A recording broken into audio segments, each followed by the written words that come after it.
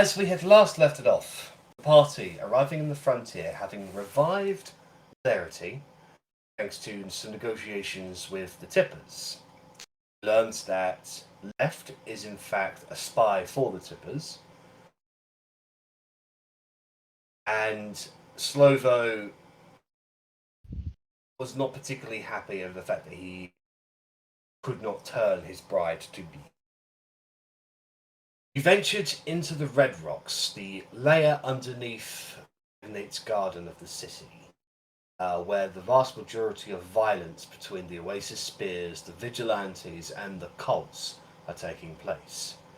The party split up, with one team tracking a known portion of Sons of the Black General, with the other team having gone to an area where they came across a strange guard that seemed to defy logic, and with Verity's true sight was able to determine this guard was in fact possessed by a ghost.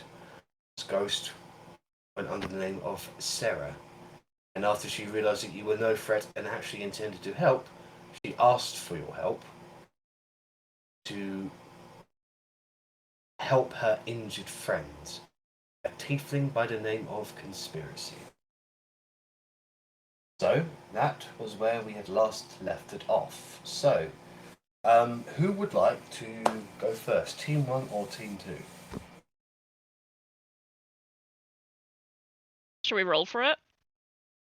I'm happy to let the other team go first, because we're gonna... Did we hear Conspiracy in pain? That was me stepping on my foot. Sorry.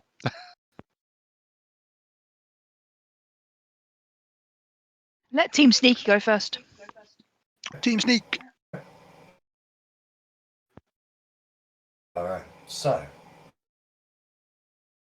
I believe it's Rennas, Arrabella, and Left. And the tallest sneaky guy in the world. Mm-hmm. Who are currently tracking a group of probably just under a dozen cultists. They are making their way through the Red Rocks. Did you guys roll stealth to track them? Yeah. Yeah, I'm pretty sure we did. Roll back. 31, 18, and 11. Very good. Okay. So, over the course of the next hour or so, they continue up with their patrols across the Red Rocks. Occasionally make some disparaging remark about some rival group. Occasionally they'll get reports that will come in from a cultist runner that states that there is this specific cult in the area, or there is a patrol of Oasis Spears heading this way. They have elected to avoid them for now because they've won their battle today against those 4 Oasis Spears, which I believe Left executed. Mm-hmm.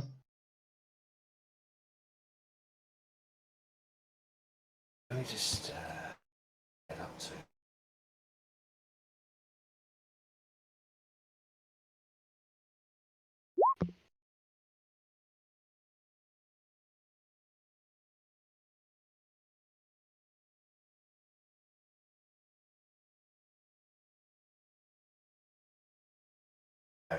After about another hour of sort of skulking around and then patrolling, they whisper to each other that they found something up ahead. They somewhat amateurishly sneak to Rennas' standards, past some of the ruined rocks and buildings, down an alleyway, keeping an eye on what appears to be a half broken down house in the middle of a street. Inside, I want you to make a perception check, please.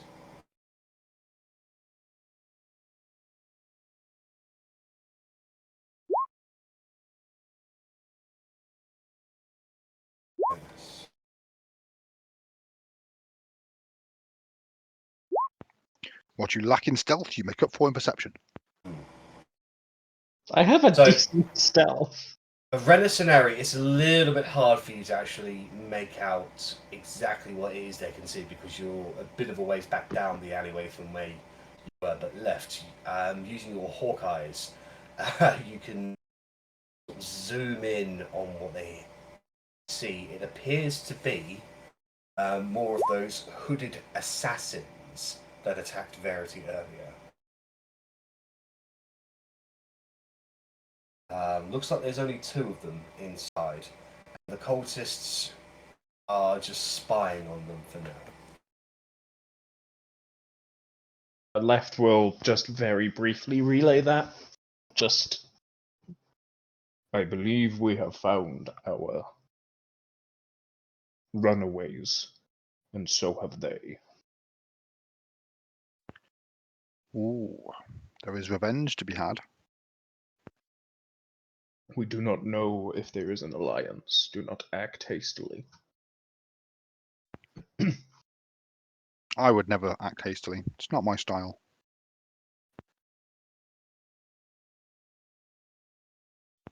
Deliberately assert my ally.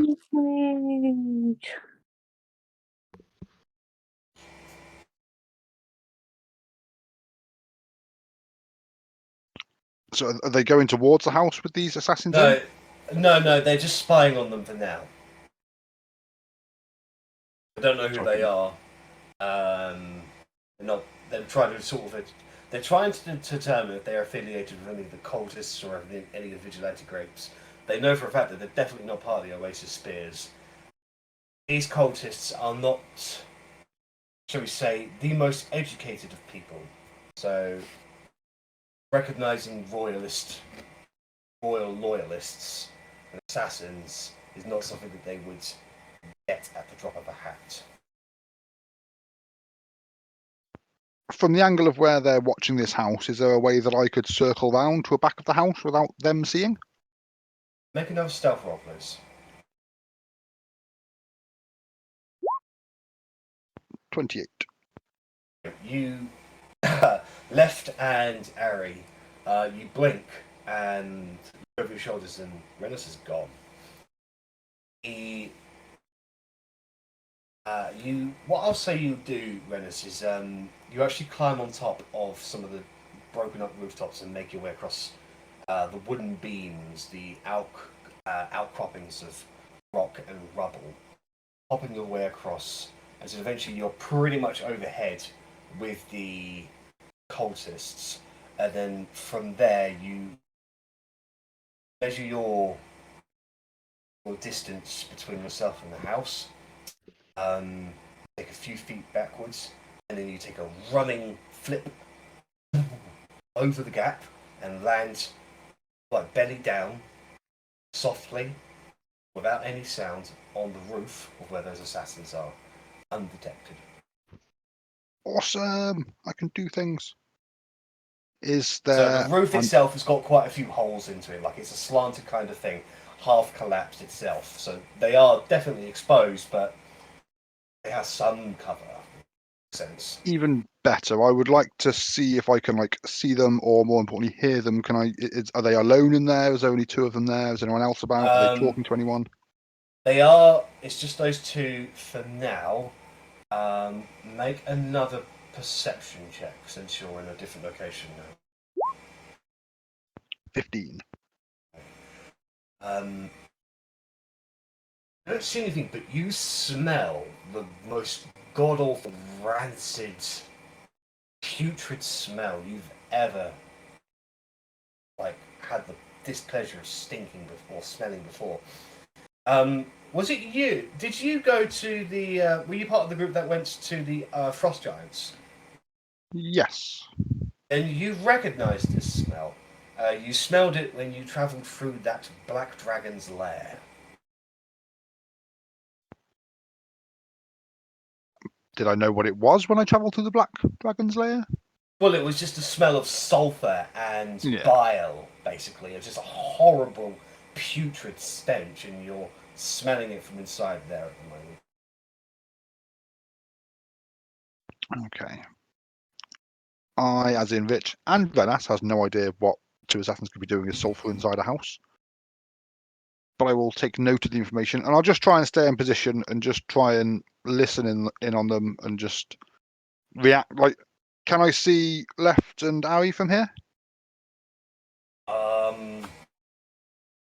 I think you can see left.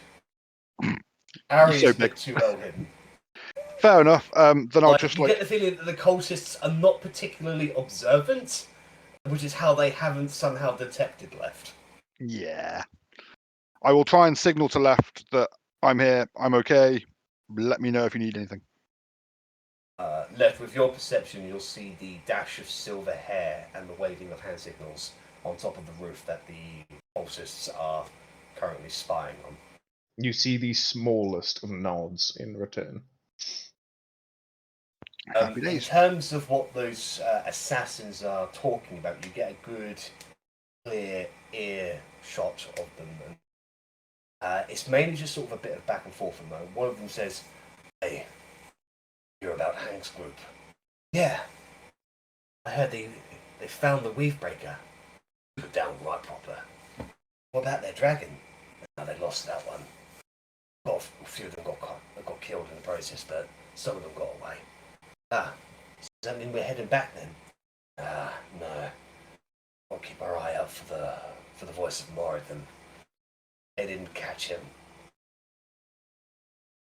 Rennas silently chuckles to himself at these groups of assassins all over the place, trying to spot Korgrin, who is currently underground in a dwarven castle. And beyond that, you don't really get much more information out of them. They it looks like they're waiting for something, waiting for maybe somebody to come back or their orders or something. But they just have non-revealing chit chat, really. I mean, it was revealing in the sense that these weren't the ones that actually hurt Verity, No. so therefore I don't want to instantly go down and stab them, which would have been my instinct. Yeah. So I think I'd say Rennas is clever enough to know that there's probably several assassin cells within the frontier. That makes sense. So I think it would be a wait and watch scenario to see who moves first, these assassin guys or the cultists watching them, and then we'll follow whoever. Well, I suppose we've got to stay with the cultists really, because that's our main mission. After about 10 minutes or so, you get the feeling that the cultists still don't like what they see, and they're going to move in to kill them. Are you going to do anything to prevent this? We don't really want these cultists dying, and I don't fancy the chances of two shitty cultists against assassins tough enough to take one of us out. It's a group of cultists versus two assassins. Yeah, okay.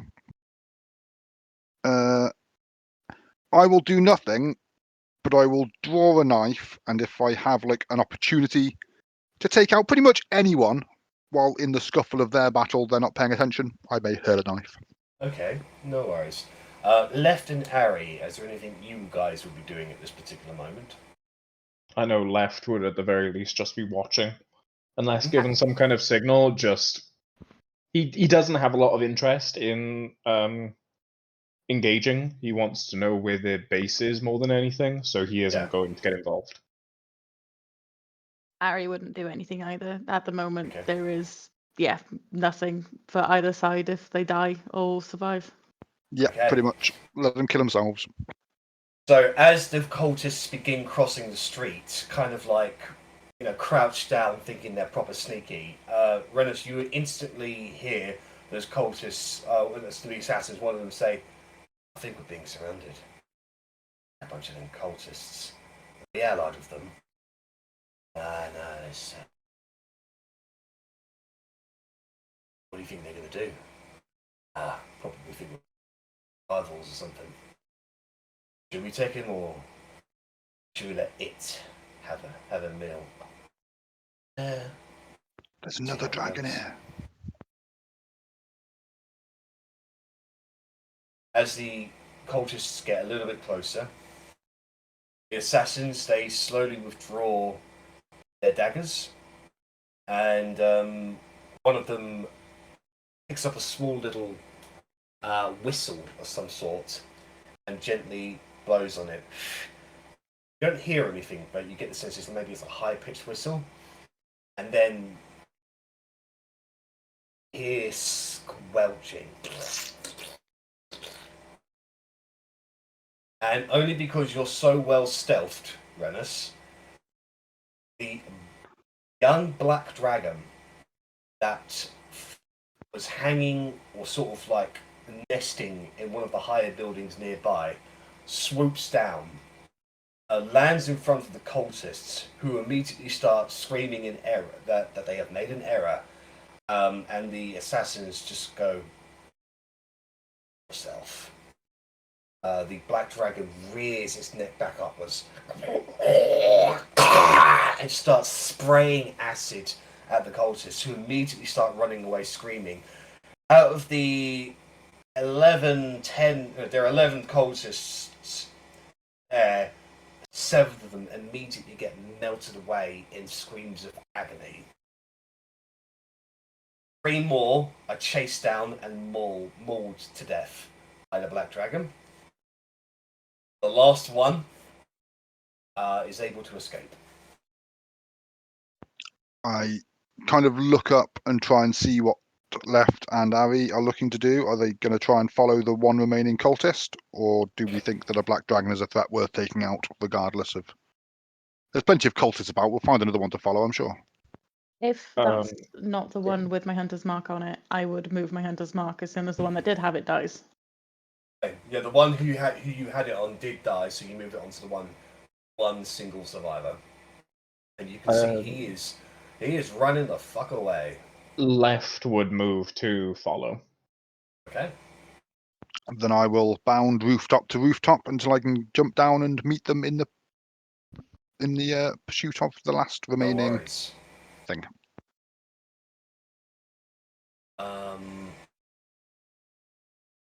Left, as you're moving, Rennas, you'll probably see this first. A black dragon seems to catch his scent and begins to beat its wings to fly up and scout the area. Yeah, it's feeling like we might be taking out a black dragon and hoping to catch up with them after. Do you reckon we're tough enough to kill a black dragon and catch up with a cultist?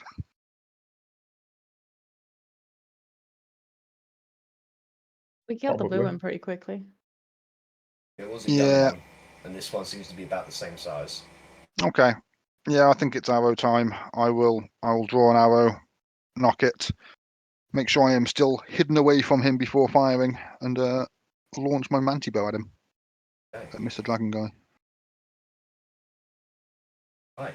Since you are stealth, go ahead and make an attack roll at advantage. 19. 19. With 3 fucking rolls and a plus 11, I got a 19.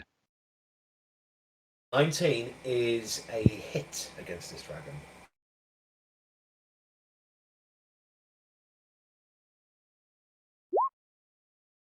Why didn't my fucking sneak attack go through? Minimum damage as well. There we go, and 32 sneak. That's 29 plus So 32. 42, 51.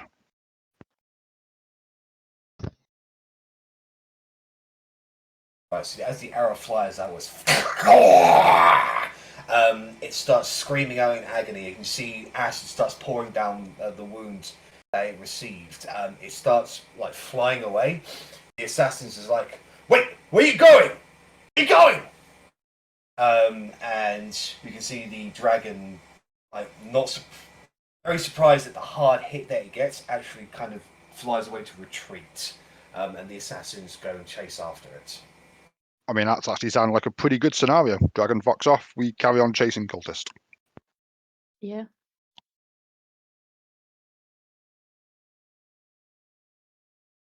Make Arri, I want you to make a survival check at advantage because you have Hunter's Mark.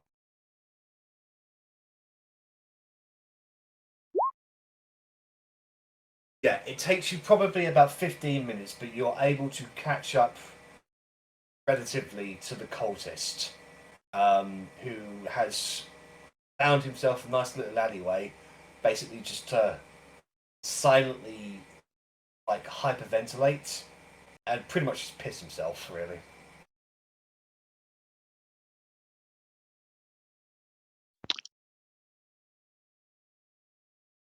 Do we approach him and just make him take us?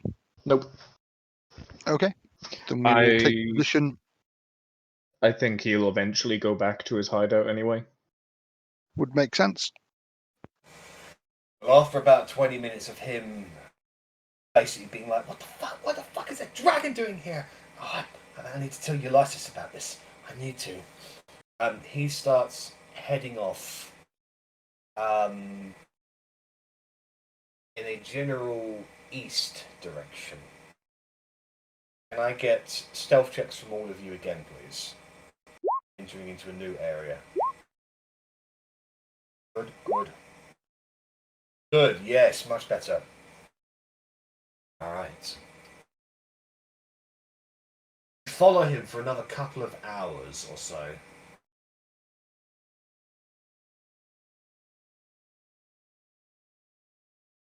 Ooh. Oh. As he's sort of been like, he's trying to hurry along, like he's got like urgent information to report back. To the point where he's not really paying attention to where he's going. He turns a corner and he comes, he crosses a street where there is another group of cultists, about 13 of them. They are currently in the middle of having a rally, kind of like slash worship. And you see him immediately like duck back around the alleyway and just like hug the back, and he starts like breathing like heavily again, like he looks real afraid. You know? Do we see any insignia on the new group? I'm guessing they're not the same group. They are not the same group. Make a history check. Ah, yes. Rennas is good at history. 13. You don't recognise it.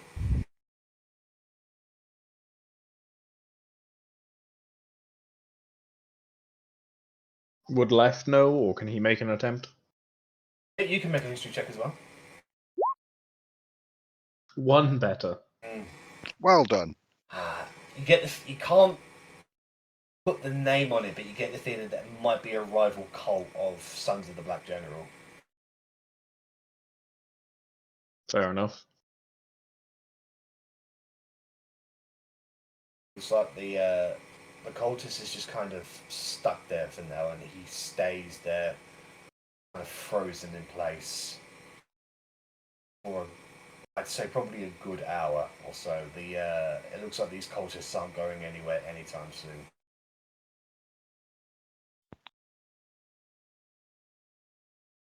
Is he watching this group of cultists? I'm guessing we're not. He occasionally ducks out from around the corner with his head and just sort of spies on them and realises they're still in the street, in the same street that he needs to cross. So he just goes back to sort of hugging against the wall. He kind of like falls down into like standing up fetal position sort of thing, and just contemplating his life choices.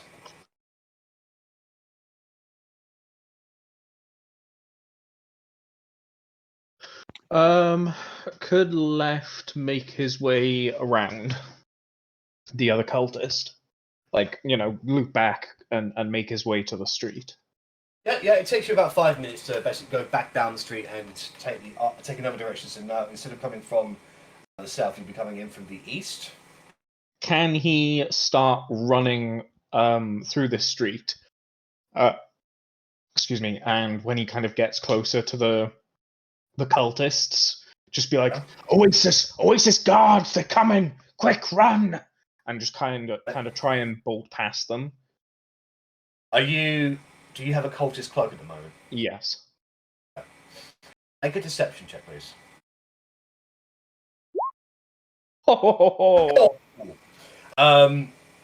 Yeah, so as you say this and you belt off, they see this massive cultist running, warning them, and you can see them immediately like, damn it, we're not equipped for this, retreat, go, go, go, go! And the other cultists, they follow you in whatever direction you want to go.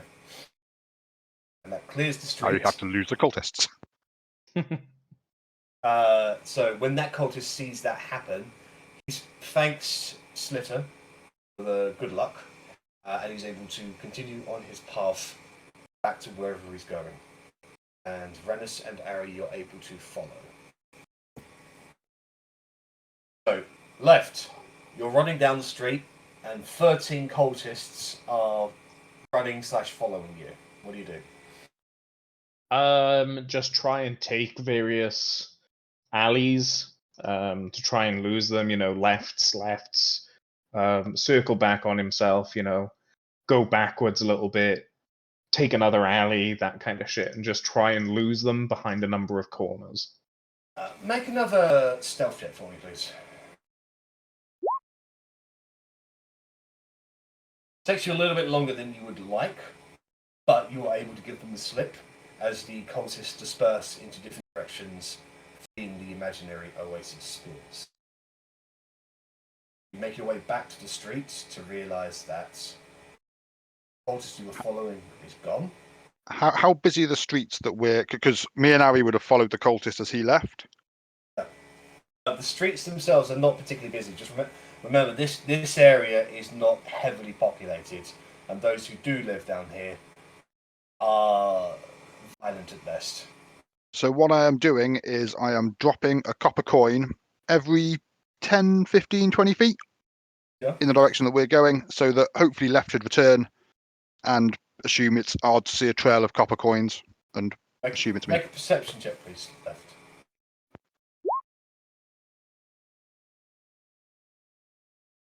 Yeah, you can see a trail of copper coins going down a street that you didn't go down. He'll mutter to himself, cheapskate, and then just start picking them up. I And thought about following starting it with the gold to make it more noticeable, which is not it. Go ahead and roll 2d20 for me, Rennas.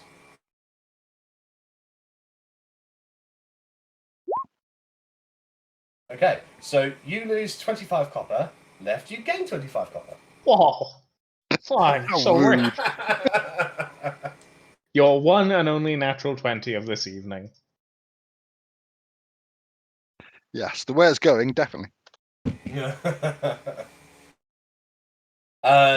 Before too long left, you're able to catch up to the silver-haired half-elf who's in the process of finding the dirtiest looking copper to drop on the floor.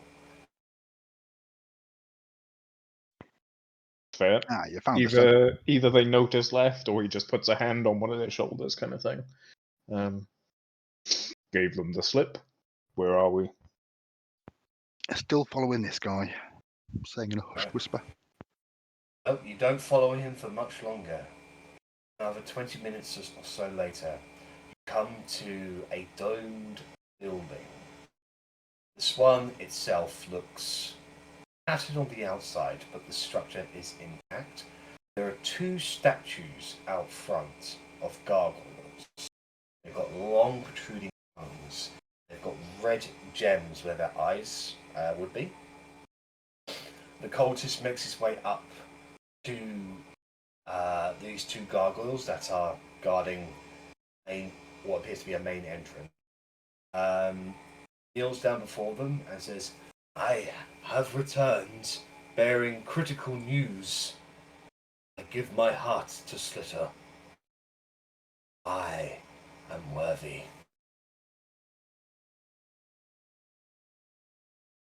The gargoyle's eyes flash, and the cultist stands up and says, No, I am worthy. I've been here before." And you can see him immediately. The flesh disintegrates away down to his skeleton and then into ash.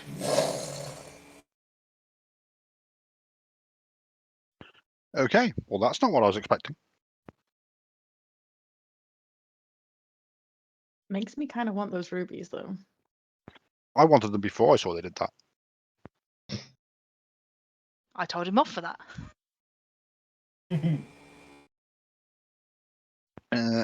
So So are we going to do ascending then? And left, do you recognise where we are? You're going to be able to explain whereabouts in the city we are? I don't know. Left isn't a cleric.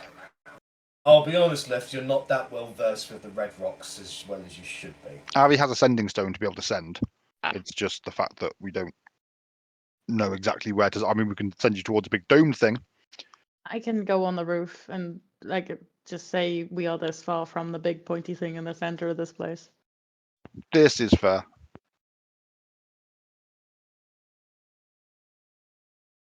Could I get an athletics check from you then, Arri, to climb the roof?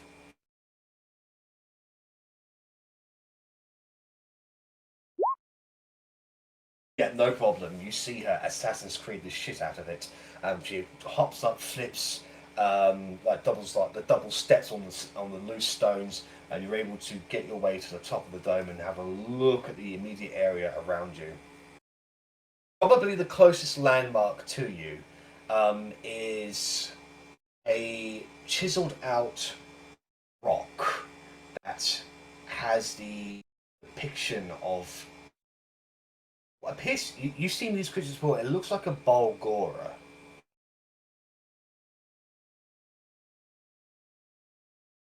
Quite large, probably about 30 feet or so.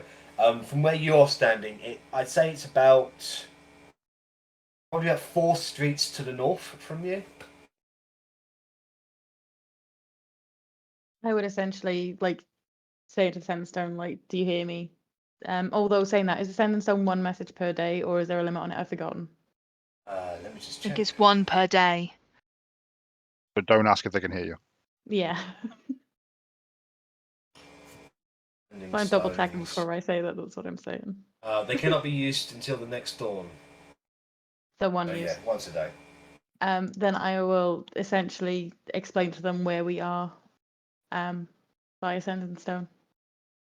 And I'll say, like, the Bagora statue, we're 4 streets south of that sort of thing.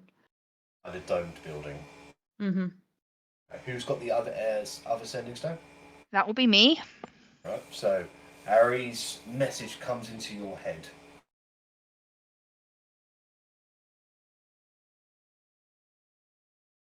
So we'll go over to team 2 then.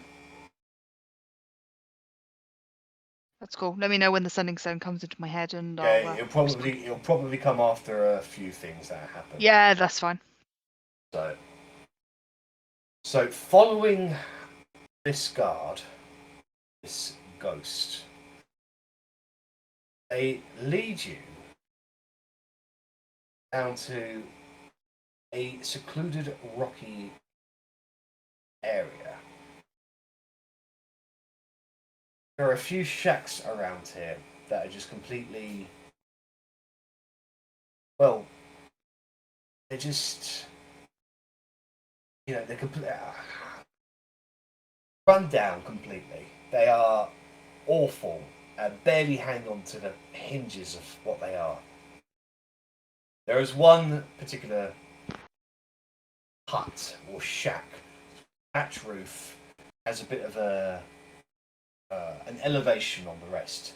See that there is there would be a garden, but now it's overgrown with cacti and other such desert-based plants.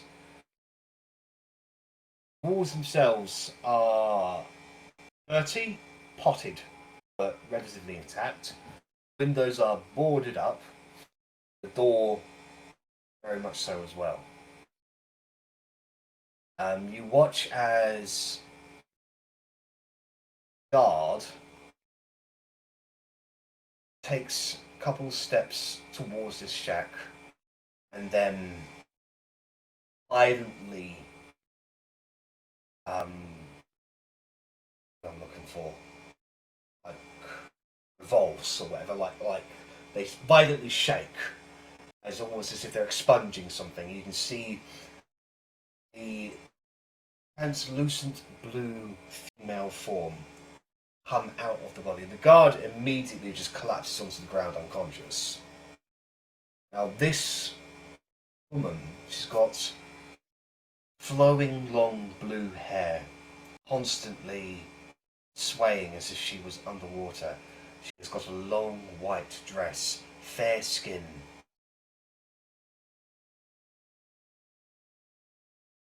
She looks at you with a hint of sadness, and she gestures for you to come up and follow her into this pack as you see her effectively just phase through the door without actually opening it. I'll follow, but I'm going to knock on the door before going in.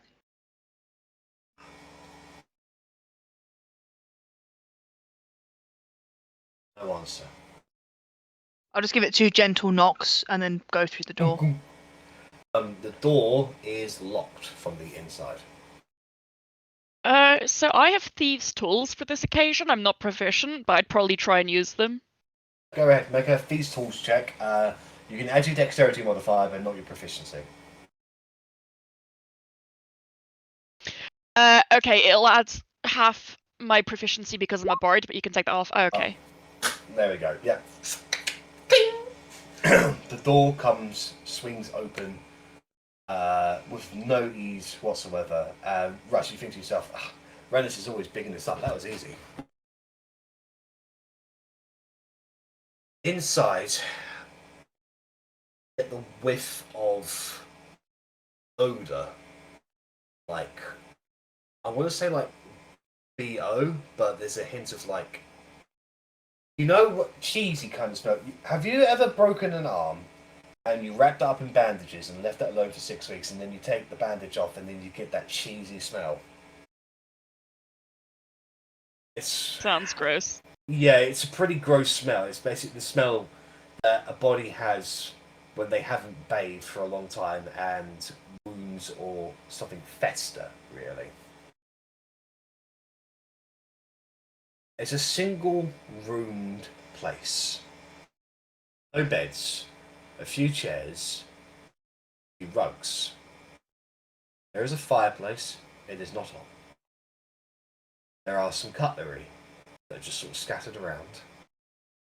Plates, cups, broken, skewed around the floor. In the far corner, you see Sarah, the ghost, hovering over a body. Beside the body, there are several sheets, rags, with blood and what looks to be like green ichor, sort of scattered around and bunched up into balls and just thrown to the side.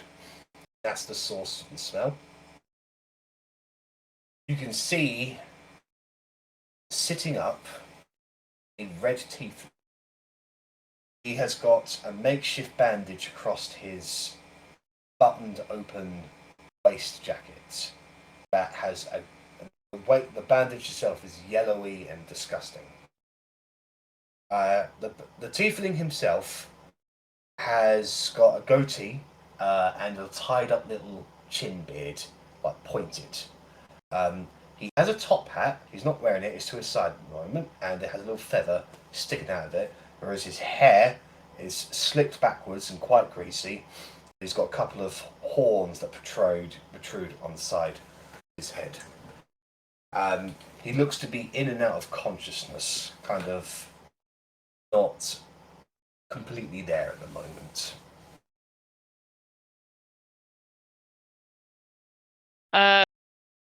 I'll immediately be like, ah, shit. He doesn't look so good. And I'll get over and I guess try and start seeing what's up with him. Make a medicine check. Yeah. So the man has been beaten very badly. Looks like he's had a couple of stab wounds. Now the body's healed over what he can, but there might be some internal damage as well. From the makeshift bandagry and first aid that has been applied to him, you get the feeling that neither he nor Sarah know anything about how to treat wounds, and they just did the best they can with what they had. Sarah likely occupying bodies to do the physical handiwork of it when conspiracy was out of it.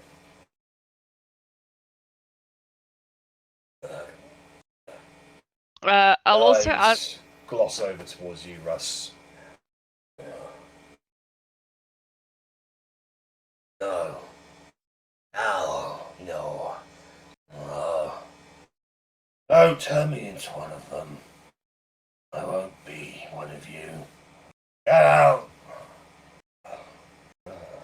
I'm not turning you into anything. I'll take my hood down. Be like, we're not cultists. Technically, we're just I know here. you're not a cultist. You're a lizard man, aren't you? Okay. I'm If, just gonna. Sorry. No, I was gonna say, if you let me come closer, we can help. So you can lay your eggs in my brain. I know all about you people. I'm just gonna use my healing warlock thing to throw a d6 into him. Right. So it's not a measure of hit points. This is more. It looks like he's diseased.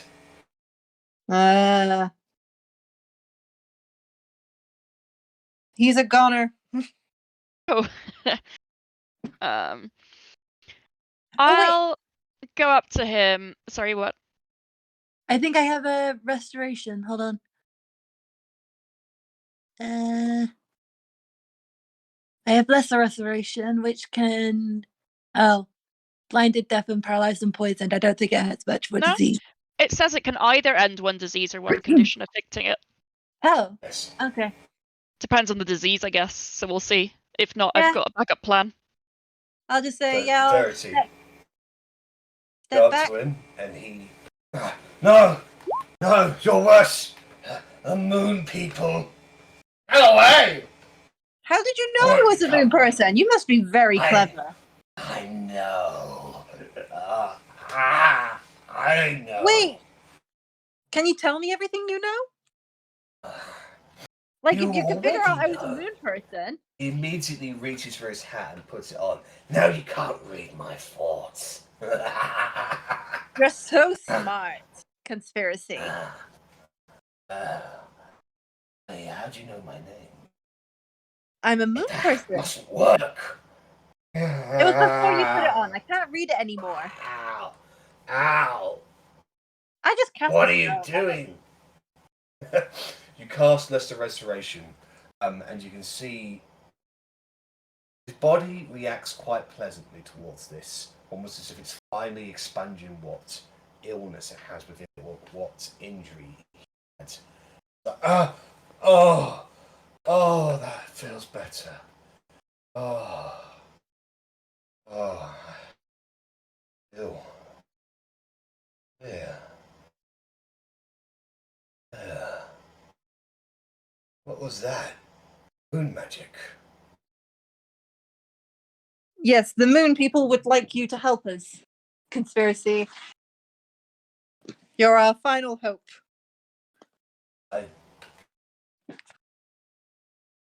I'm surprised you can speak our language. I thought you spoke Moonspeak.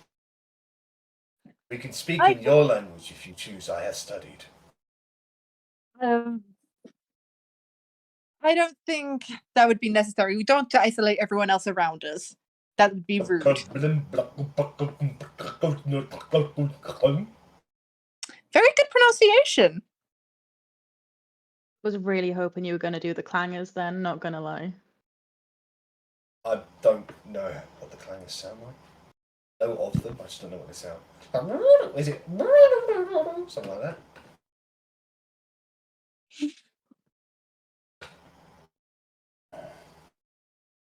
No.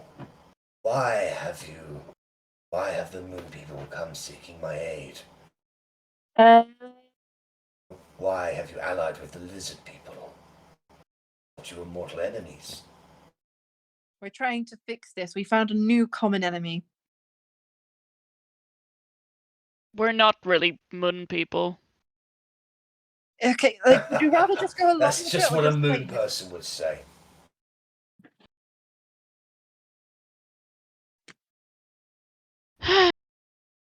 You're familiar with the Black General Slitter. And Can't say I'm familiar with him. I'm familiar with his sons, though. yes, well, legend has it that finding him would lead to the lost spawning pit that we're trying to avoid activating. Oh, that. No. That's one conspiracy theory that I'm not going to get involved with. I've got too far into it, and look what happened to me for it. You transport one little black heart, and yeah. The spawning pit did this to you? No, the Black Suns did. No. Sons of the Black General did. I acquired a black heart, like a demon heart, and truth be told, I offered out a bit of an auction, really, to anyone who'd be interested, and the Black Suns were going to pay the most, about 1,000 gold, to be honest.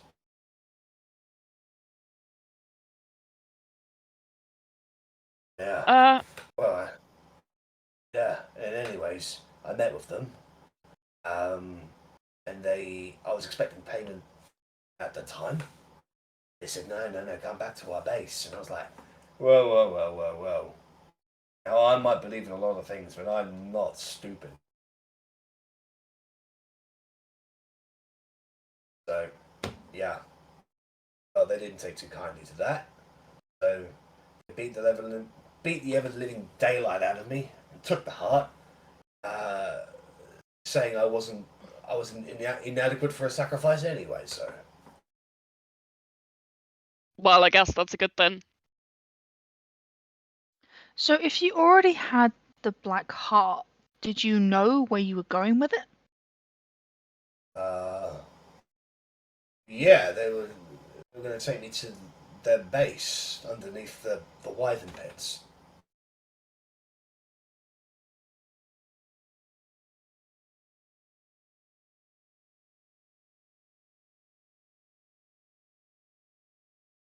Do you know where you're going to go after that with it? Wait, under the wyvern pits is in the place where you got the wyverns? Yeah.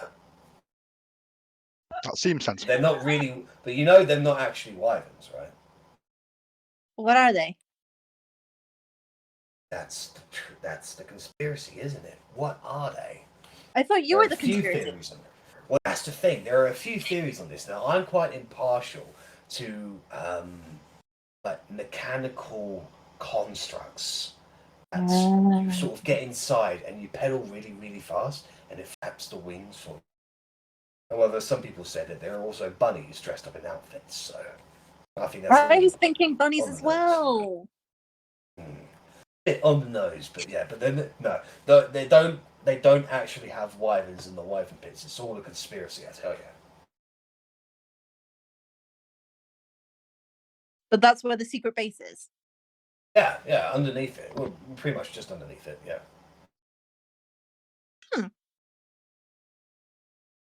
I don't know if this is what we needed from him. I'm sorry, I'm being big dumb right now. That's me saying in person, not out of character. While you're here, how are you feeling? Do you need any more help with anything? Any more? I mean, I feel better. Sarah, lovely lady, has done what she can.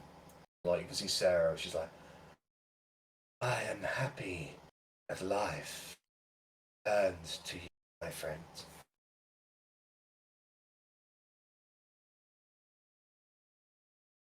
Well, I'll still cast a healing word on him.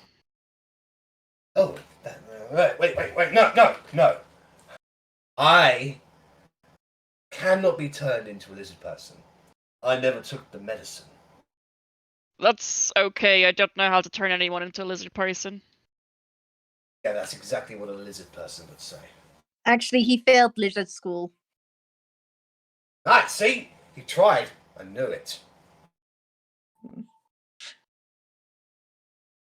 But yeah, And I bet that lady over there, and he's pointed towards Otti, I bet she's just she's a construct with tiny people living inside of her. she's actually 3 kobolds in a trench coat. Ah! You thought you could trick me. But I'm too clever for that. Hang on, I didn't try to convince anyone otherwise.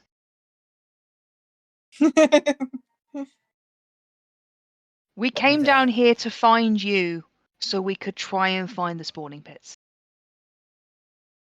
Well, the spawning pits. I mean, I have no idea where that is. All I know is that the key for it, something, requires the black heart that I had.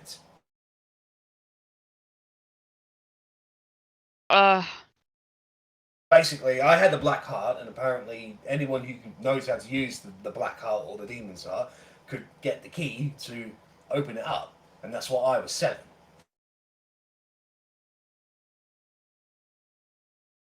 Why didn't you want to keep it? Why the fuck would I want it? To prevent it from getting into cultists' hands? That pay the bills? Fair enough. What conspiracies have you heard about the rise of Argoneth? Oh, well, I heard that there are some people there that if you marinate them for a certain amount of time and then chuck them into the pit, that will bring Argoneth back. See, the only reason he hasn't come back is he hasn't found anyone he finds tasteful yet. Search has been known to find people who are exceptionally tasty. Bring him back.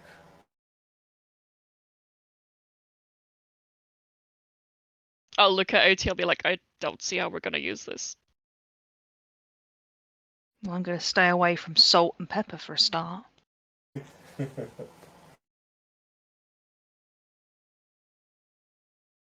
Now, I know that there are some activities happening out west. Lots of movements and ill rumors. Now, I am an expert in determining what is false and what is the truth being kept from us. For example, these same forces would tell you that the world is round. In fact, a pyramid.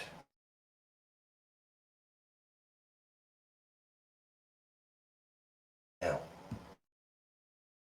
that I got you, I know that they are pretending to summon demons. But what they are actually doing is that they are making the world's greatest multi-planar circus. Interesting. Think of it. An act from every single realm, plane of existence. It will bring everyone together. They'll make so much money. Of course the crown would be involved in something like that. How very wild. I'll ask. I'll try and ask. Between the lines. I'll try and look at Sarah and ask her if she needs anything else. You have saved my friend. He's a little on the Loopy. quirky side. But Yep. I find him funny. I just wasn't sure what was part of the injury, but at least you're safe now. You know where to find us, Yes. I guess, if, well, I'm sure you'll find us again if you need it. Well, the only thing for us to do now is just try to remain hidden. We were up top for a little while, but the others up there did not take kindly to me looking after one of the living. So we have That's to move fair. down here. Well, stay safe. The black heart that you had, Yes. Where'd you get it? You know, that is the theory, isn't it? Where did I get it from? Maybe I found it. Maybe I bought it. Could be any one of these, but I think that in the dead of night, when I was traveling on Lord frontier, legends of my knowledge had spread far and wide, and I was sought out by a man, black armor and black hair, gifted it to me. Was his name Garrick de Blanc by any chance? No idea. He just told me it'd be worth a lot of money in the frontier. His name, in case you ever want to know it, is Gareth White. Gareth White. Gareth White, yeah. Is that an anagram of something, though?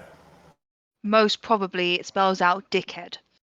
But going back to this Black Heart, if it's been suspected to have been given to an individual, why that individual? What makes you so special?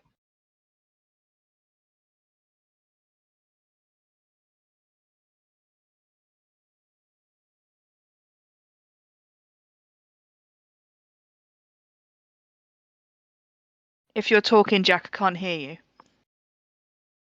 He says, I am simply conspiracy. I find the truth where there is no truth to be found. Do you have a brother called Knowledge by any chance? No, I'm an only child. There's a conspiracy, you know, that conspiracy's got a brother called Knowledge. Tell me more. That's why conspiracy and knowledge are so closely linked. Blood brothers.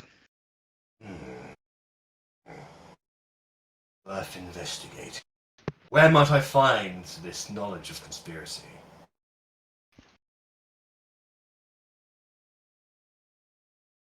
He works for the king. Ah. Royal Arcanist Knowledge, I believe his name was. Sounds important. You could say that. Valued, maybe more than important. I shall investigate this. Now,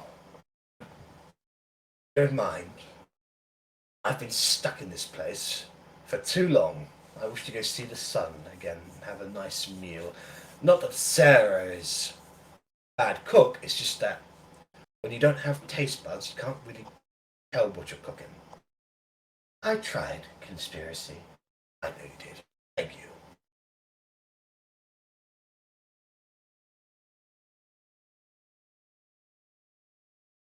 I'll signal to the others asking if we should go. Maybe try and meet up with the rest of the party and discuss.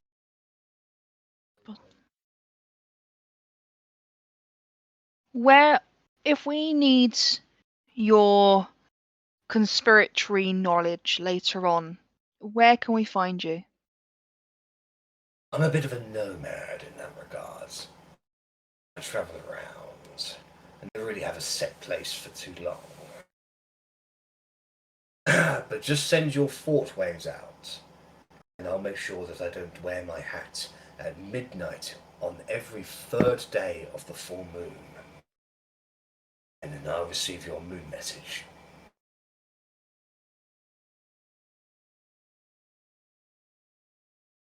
Okay. Oh, one more thing. Would you by chance be looking for the Black Heart yourselves? In a way yes, to destroy it, yes. That's fine. I don't care what you do with it. Which means you're going after the sons of the Black General, then, are you? Yes. Okay. They have a few bases in the Red Rocks. They usually have guards in front of them. They're able to determine whether or not individual worthy, or if they're being followed, or if they're hiding something. And if any deception has been detected by these gargoyles, then they tend to incinerate people on the spot. They have these in all of the locations except their main base in the Wyvern Pits. So, don't get fooled by the common cultists that walk around the streets. You want to look for Ulysses. He will be the one with the black heart, and he's the one that I would very much appreciate if you could beat the living ever daylights out of him. We'll try our best. Wonderful. Well, time to go make some money from somewhere. That black heart did not pay out. Unless I'll show you where the base is for 200 gold pieces.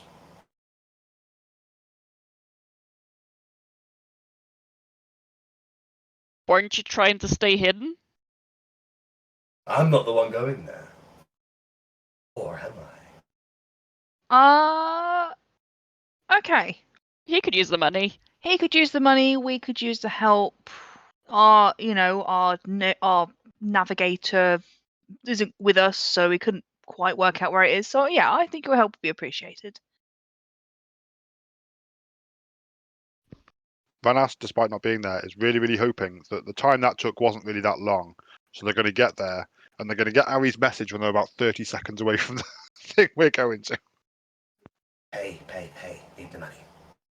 Otti. I am going to give him 150 gold. And I'm going to say... Sounds about right. Lovely. He doesn't count.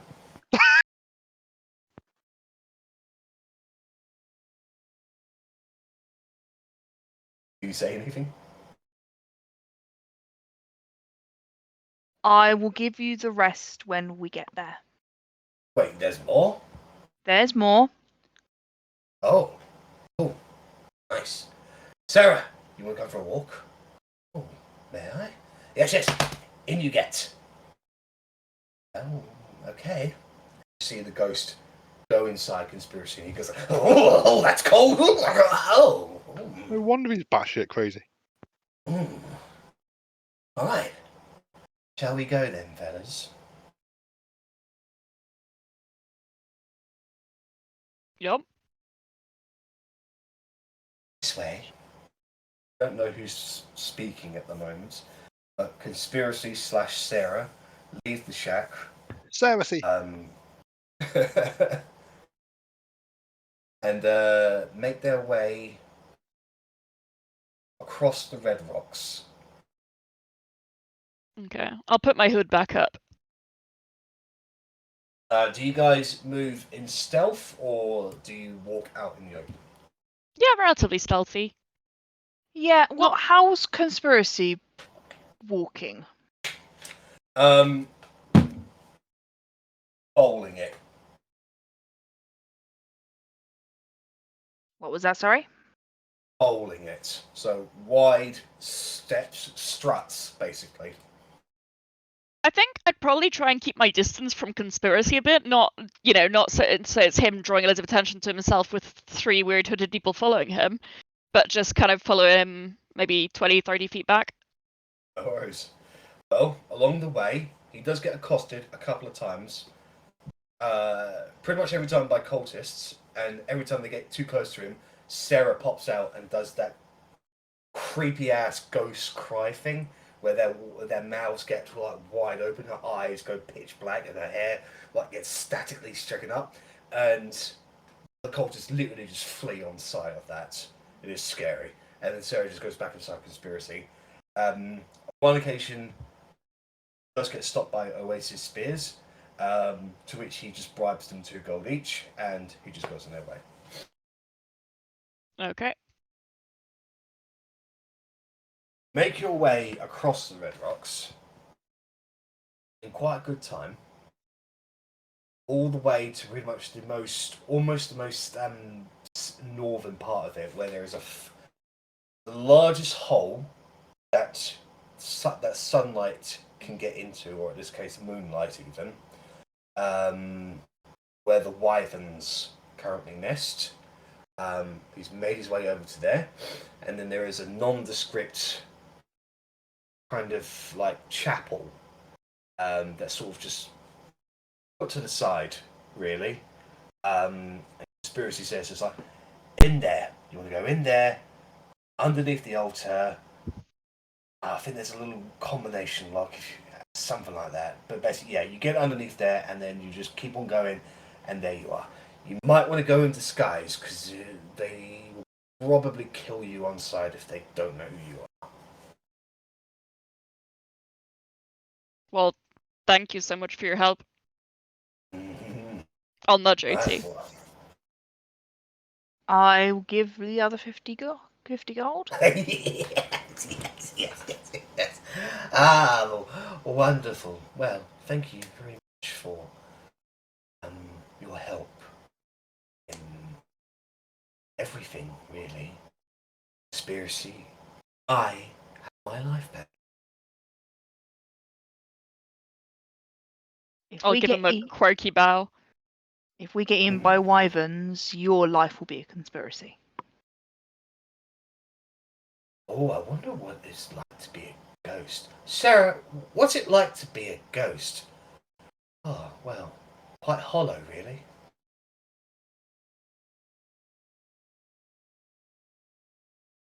You'll See, find out if we get conspiracy. eaten by wyverns. Okay.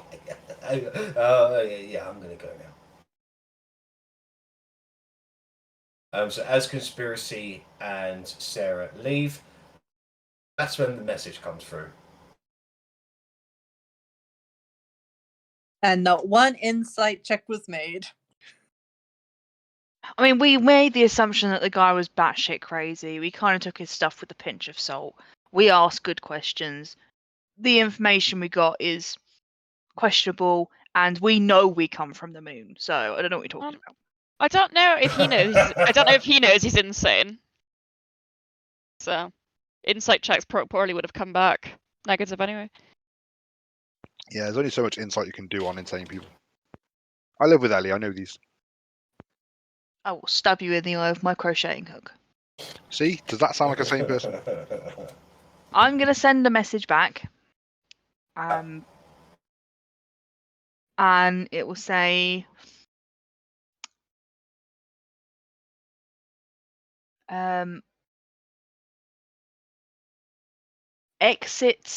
entrance bad, rubies kill, we buy wyvern pits, possibly not wyverns, possibly entrance. And Just then for context, where your tokens are, that's where your characters are underground. In okay. So either these guys have the biggest freaking base ever, spanning half a city. There's different temples, isn't there? So yeah, very true. We found conspiracy. Need to talk.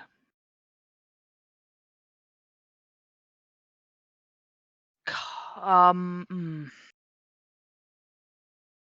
debating in my head whether we should go to them or they should come to us because they've got better directions than we have. I mean, you started off your message with Ruby's kill, so we're probably going to come to you. I mean, no, they killed because we saw it. But, yeah. Come north. Best way to come. Arri knows what north is, so Arri will know. Always. Yeah. Well, we also know where the wyvern pits are because we've been there. Yeah, it's also a pretty noticeable thing underneath the Red Rocks. So, Rennas left and Arrabella, do you leave the base you have located and begin making your way towards the Wyvern pits? Red Rocks level. My suggestion would be yes, having taken a good scope around to make sure that we can find our way back here if we need to. Right, okay. Arri will be able to remember it. Yeah, Yeah, with that's Otti in fair. mind, yeah. The fact that Otti specifically mentioned that Ruby's kill, which I know we'd seen, but that does suggest that it is the same place, unless, you know, they're a completely different gang with a completely different entrance with Ruby's at kill. So I'd take the less cult killy option. headquarters door was the killer rubies. So everybody got it on sale. Ah, I like it. Mm. The Ruby Disintegrator Plus. So, Arri left and Rennas, you begin making your way back across the Red Rocks. Along the Too much way, walking for my little you legs. ironically find that wounded black dragon again. It has killed and feasted upon the two assassins that were chasing it. They're in a sort of like a secluded cul-de-sac at the moment, and it's just sort of tending to its own wounds. Arri, do you reckon you can befriend it? I kind of want to try and find that whistle. Oh. I mean, I can distract it if you want to go and search them for said whistle that I definitely told you about. Yeah, sure. And like if it notices me, I'll just try talking to it anyway. So at the end of a cul-de-sac, you say? Yeah. So I would like to climb up on top of a building. Yep. And You have gloves of climbing, don't you? No, they are not equipped because I have too many attuned items. All right. Make a. This would be an acrobatics check because it's for yourself. 22. Yeah, no problem. Boom. On the top. And then, like from the top, I just want to like kind of throw a rock at it, or just get its attention and make it stare up at me. If it wants to come and fight me, it can, but you know, it'll regret it. As the rock does hit the thing, it immediately looks up and just sees you over there. It growls. It rears its head back and spews a stream of acid in your direction. Can you make a dexterity saving throw, please? Hopefully. 28. Yeah, so you are able to avoid the acid damage completely, thanks to your evasion. So you just immediately dodge aside as the acid sprays upwards and then eventually falls down in the distance. You hear some random person in the distance go, "Ah, ah!" Well, now I feel bad. It gets to its feet and goes, begins to beat its wings. It doesn't know who you are. I will be stood there with shield and dagger out.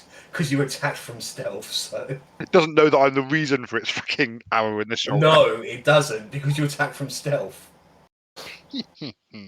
So, as the dragon is focusing on Rennas in this regard, what is left in Arri do? Arri would be trying to sneak up to where the corpses, well now corpses are, to then kind of have like a rustle through their pockets to try and find this whistle. Make a stealth roll, please. Rolled a lot of 22s. Yeah. So, whilst the dragon is keenly focused on Rennas and occasionally spews another acid line over in his direction, you're able to rush up to the mutilated bodies of the assassins and rifle through the pockets. Make an investigation check.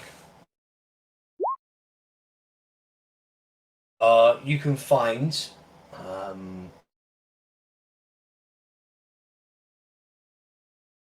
two daggers, 44 gold pieces, and one of those whistles. Nice. Cool. Well, daggers will just kind of stick on me somewhere. I have plenty of other weapons, so why not another 2?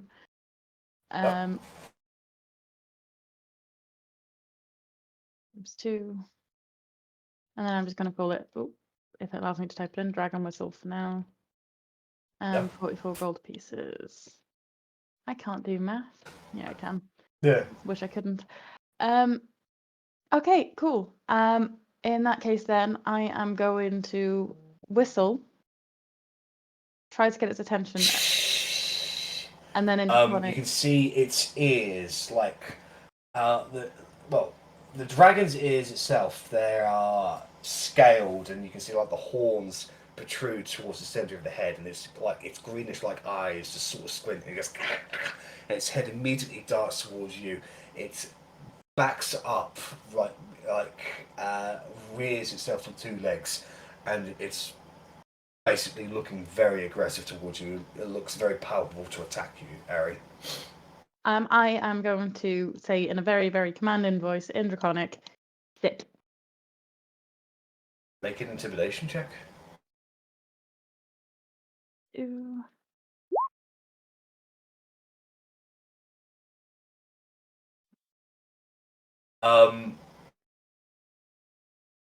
The force of which you said this takes it by surprise. It doesn't sit, but it gets back down onto all fours and looks at you very maliciously, acid dripping from its lips and its teeth. And now I'm going to be like, I'm sure you don't want me to treat you like an animal, so you're going to stop behaving like one, or can we actually have a conversation?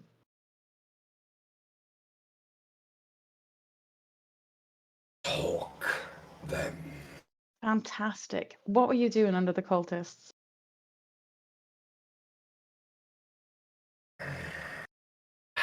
Assassins, not cultists. Oh, sorry, assassins. Under whose orders? My father's. Your father's. Who are you? Well, what were you hunting for? Don't know. They knew. They were weak. I was hungry.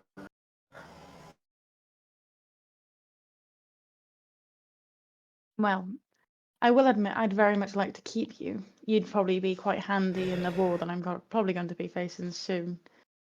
But I wouldn't be surprised to find out your father's on the other side. Do you know who I am, Father. little black dragon? My father is Lord of the Black Dwarven. Lord of the Black what, sorry? Just that. Lord of the Black.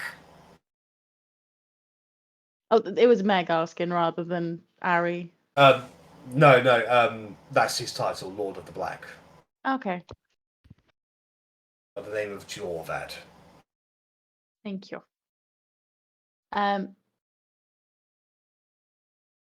Arri will kind of turn to Rennas and left and ask them if they have any idea who this Lord of the Black, known as Jarvad, is. I mean, no, but we did pass a black dragon's cave on our way to the ice giants. We avoided it, but I would imagine it was him. I'll kind of ask him, like, well, I assume you understand common. Yes. I do not wish to speak that tongue. That's perfectly fine. Like, I'm not asking you to talk it, just asking you if you understand it. Now, do you see, what is your name, sorry?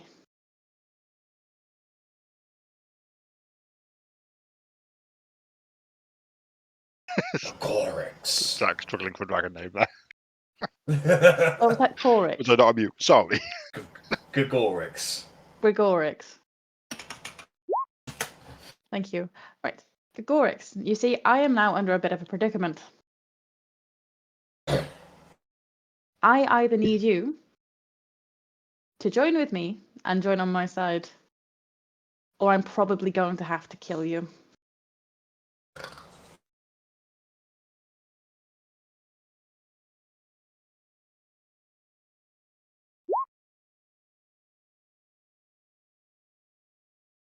What do you reckon?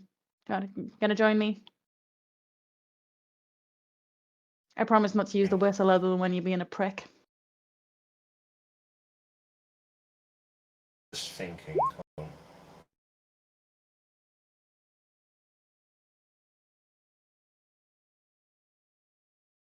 Heck, with me, you could probably make a name for yourself that is bigger than your dad.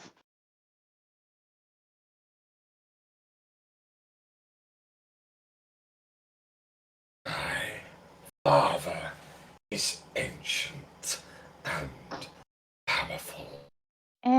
I've met so many ancient dragons recently, that means nothing to me. We side with Aurora because if Vortidrux sides against her, Is that your choice? Or is that your father's choice? my father commands all. You're under daddy's thumb then. One day I will be big and strong, and I will take the crown from his dead corpse. We could help make him dead. You see, your father is in the wrong side.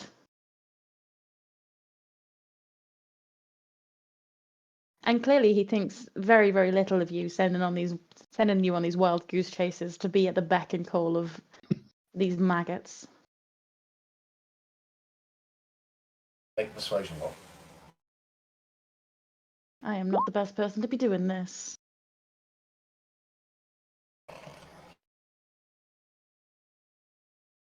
I have had my fill today, little one.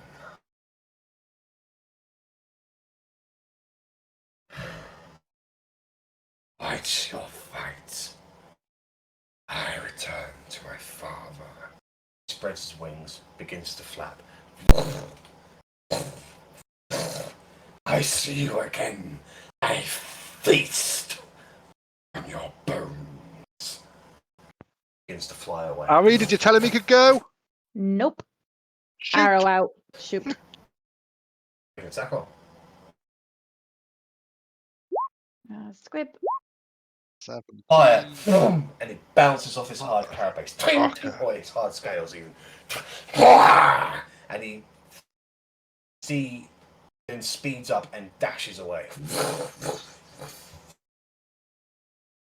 And you lose sight of him behind some of the taller buildings and rocks in the red rocks.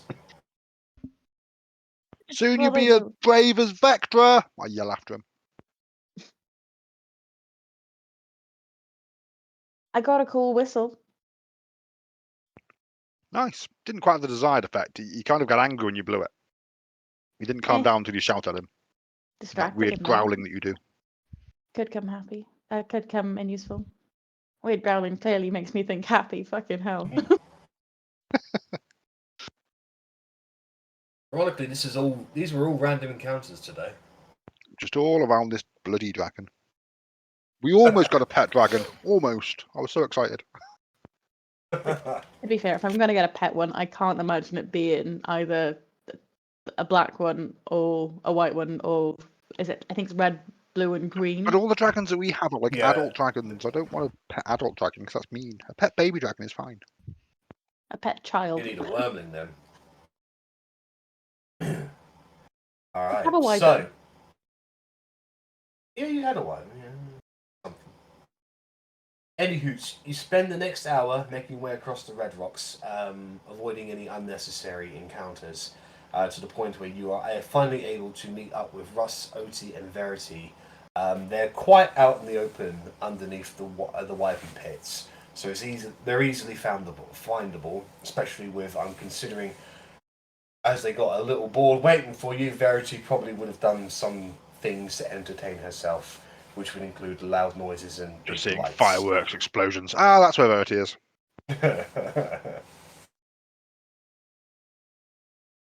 So the party is back together. So you have a better entrance than the one with rubies that disintegrate you. We saw that happen. It was kind of creepy. Well, it's either going to be the entrance to the Wyvern pits and we're all going to fucking die, or I think he said by the altar. So from what it sounded like from Conspiracy is that we need to get the black heart of these guys to be able to get access to the pits, which is where we're aiming for. The general's black heart contains or is some form of key for the spawning pits, and Conspiracy had it. It was taken by the Black Sun cultists, and their base, which is the building you see there, is, well, the one that will contain Ulysses, who has, presumably, the heart, and also the only one without the eye glowy, burn people up defenses. However, still tricky to get in, still a combination lock we have to defeat, and still mighty suspicious to have strange people wandering around, so we best be careful. Well, as far as they're aware, or we're aware at the moment, I am the sacrifice, right? The willing virgin sacrifice. I believe the group that knew that was killed. They're all dead. A dragon kind of killed them all, and we followed the last one to a door down. It's about an hour away, but that's had big glowing eyes that disintegrated him. So he's not going to be much help. So no one really knows that you're coming as a willing sacrifice. Oh, patooey. But if we offer her up as a virgin again, yeah, that would at least be a backup plan if we get caught. Yeah, I mean, ideally, let's not get caught. But if we do, sure, we'll sacrifice Verity. I mean, she's used to it by now. From what Conspiracy was saying, it sounded like whoever the black heart that Conspiracy had, Garrett the Block had it. Or I should confirm, black hair, black armor. So the capital gave them this heart? Vorod gave him this heart. Knowing that it was going to, I mean, if, well, you haven't actually told us much about Conspiracy yet, so I'm jumping ahead to stuff that, let's just imagine we have. That he was trying to sell it, he'd have known that they would pay the most for it because they are the cultists of the Black General. So there's probably a roundabout way of getting it here without them bringing it themselves. But I mean, if they brought random assassins here, it seems weird to involve someone like Conspiracy. Surely they could have just given it to one of the assassins and they could have dropped it off outside.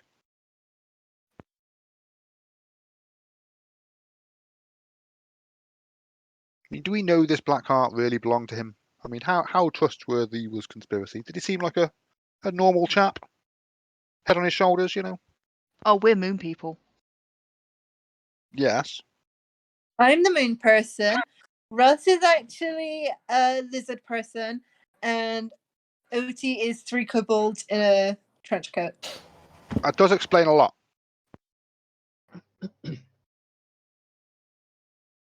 Yeah, no, he was completely off his rocker. But his ghost friend seemed fine. I mean, that's not a sentence you expect to hear. Why did he have a ghost friend? Sarah? Oh, we saw her name.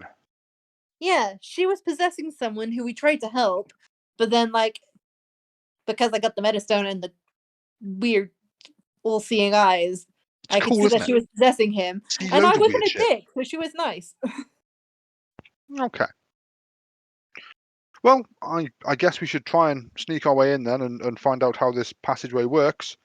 And if we get caught, yes, we will try and explain that we are delivering Verity the sacrifice of willingness. And then we'll kill everyone that's there. Oh, there's a black dragon wandering around, by the way. We hurt it, but it kind of escaped. Arri tried to get it inside, but it was having none of it.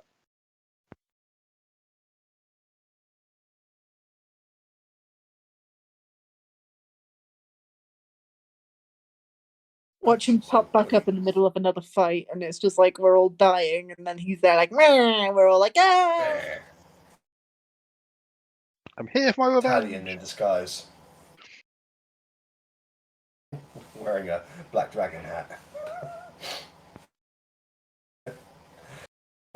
So, What does the party do from here? Go behind the altar and try and find this entranceway, I guess. So you go inside the church first of all, or the chapel. It's quite small. The benches themselves are broken and dismantled, if anything. Windows, there are no windows. There's no broken glass or anything, just holes in the wall.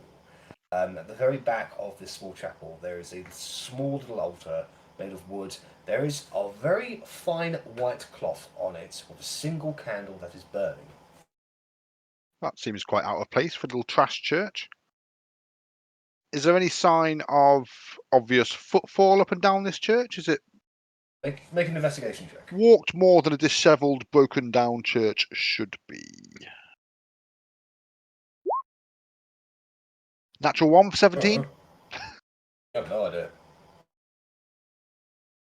My fucking rolls tonight. I've had about 3 rolls over 10 all night.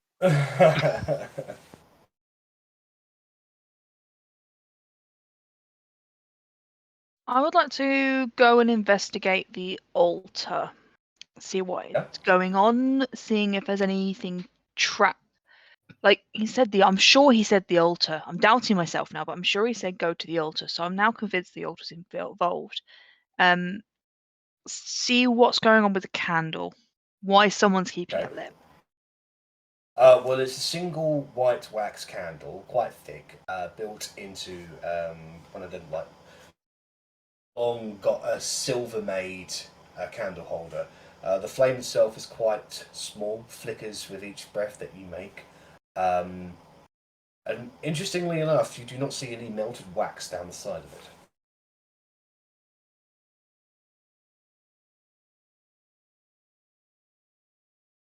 I touch it. In the flame. Take a point of fire damage. It is hot. I'm tempted to try and turn the candle out and have someone ready to turn it back on in case that does something suspicious. I can light candles with prestidigitation. Okay, well I'll try and snuff the candle out and wait a couple of seconds to see if anything happens. I think I can. So you snuff the candle out, and darkness falls over the tablecloth. And interestingly, the light turns from white to a shade of dark blue. Can I see where this is coming from? No, it's not coming from anything. As soon as you turn out the light, the white cloth turns dark blue. I see. Is it because it's dark? Can I examine the No, cloth? I mean there is light. I mean, there's the natural light coming from the white, and it's sort of shining through some of the windows. So it's dim light in here. It's not black or anything like that. I want to examine the cloth because this is weird. Okay. It looks like a cloth. Why is it blue though? Ugh. Lift it up off the Can altar. I do an Arcana check? Yeah, go right ahead. And also, my eyes aren't seeing anything, are they? Shit. The eyes are broken. I keep on forgetting about your fucking eyes. Verity Okay, using it a lot better than Rennas did. Which is All right, why I so- didn't want it. The cloth itself is in fact an illusion. Beneath the cloth, there are 3 dials. The middle dial has got a depiction of a dagger on it, and the 2 side dials have got depictions of an arm and a leg on it, respectively. Maybe we have to stab ourselves in the arms and the legs. Or you could repeat that. These 3 dials, one with an eye, an arm, and a leg. Yeah. So basically, both of them have got arms and legs on them, respectively. But the center one has got a dagger on it. I'm gonna But only Fine. Verity can see this right now. I'm gonna try and rip the tablecloth off whilst keeping the candlestick up. All right. So interacting with the cloth in that manner finally dispels the illusion, and now you can all see the dials. I'm a Verity, where did the cloth wizard. disappear?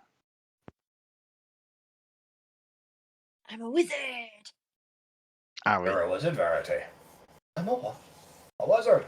And a Oh, former shame it wasn't wizard. Arri. Or was it Arri?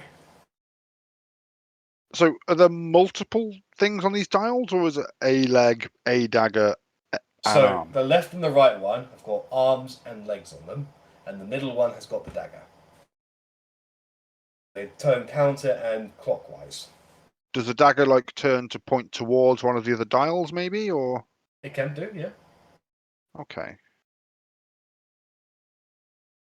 Is there are they just dials that are even all the way around, or is there like notches or switches or arrows or anything that they point towards? No. The only the stone slab itself is quite mundane. Itself, the dials themselves. I do not have a diagram. Sorry, Meg. But basically, there's one there, and you can turn them like that, basically. Yeah.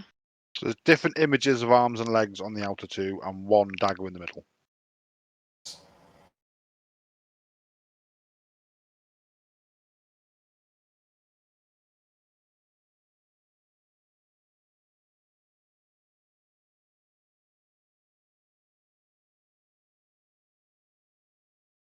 Is it the same pictures of arms and legs on both the dials? Yeah. They're identical in that regard. Okay, so we could make them match, but then.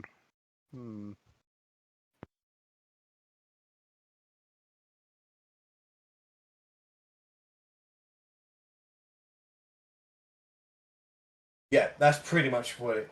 That's a good fiction there, Fiona. As I wait for my slow laptop to change. Discord tabs. Oh, so it's just like one leg, one arm, one dagger. So no, there's a leg and an arm on each one. So like, Okay. imagine basically one arm. It looks like that, and then like the arm goes upwards, and then the leg, like regular size, like going down. You see the foot, and that's on both sides of each one on the left and the right. And Right. the middle one just has a dagger. Okay. Is it possible? So from looking at the dial, Yeah. are there any tracks of where it's been turned previously? No, so as you see it, they're all in the upright position. So the arms are facing up, the legs are facing down, and the dagger is facing up. But the dial itself is just it's just like a safe dial. Yeah, like a safe dial, or even like a microwave dial sort of thing. Is it possible to turn the dials to match their direction? So like if the hand is pointing like that and the foot is pointing like that, could you turn the dial to like point that way and then the foot to dial that way and the dagger to, point upwards? Yeah. So the arms are pointing up or sideways, and the legs are pointing diagonal downways, and the dagger is still facing up. Does anything happen?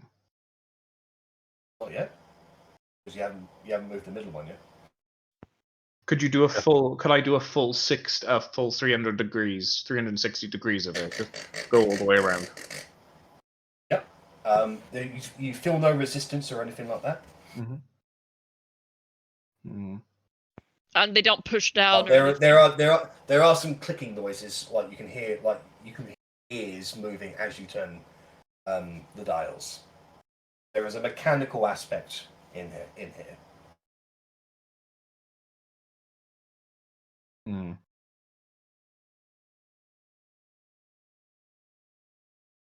Rennas, would your thieving experience help with this?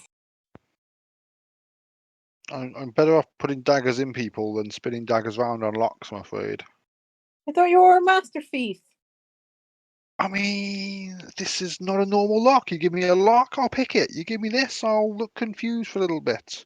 Why don't we just But I spin think the dagger? Korgrin's got the Korgrin, sorry. I think left's got the right idea, having the legs and arms face the right way. So maybe the dagger has to point down. The dagger's definitely the odd one out. I don't really get it, but I'll try and point the dagger down.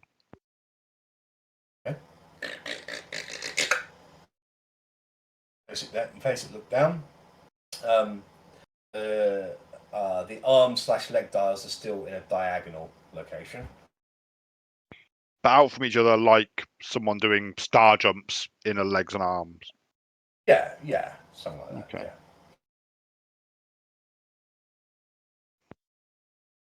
Maybe make the leg straight down and the arm straight up. Now the dagger is pointing back down, and you've effectively put the two side dials back into location that they were.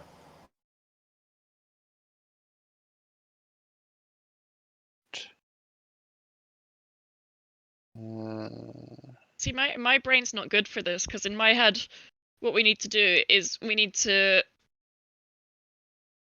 face the dagger towards a leg and then stab someone's leg, and then we need to turn the dagger and face it towards an arm and then stab someone's arm. I'm like, I'm never going to get out of this.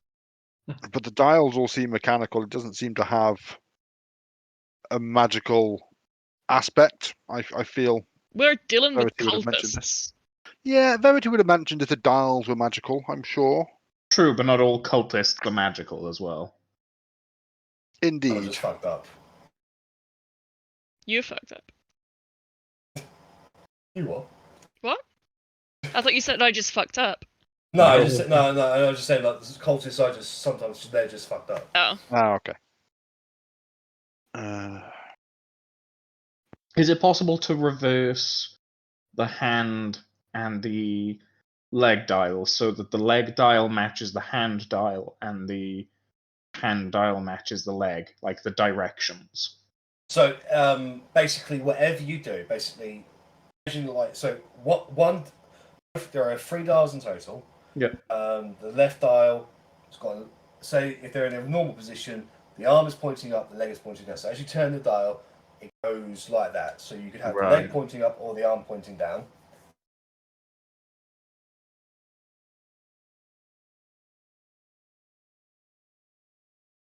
Maybe twist both the hands together so that they're facing inwards towards the dagger. Yeah. And then the dagger, they're grabbing the dagger and plunging down, so the dagger's already facing down. So that should be what I'm thinking. Yeah.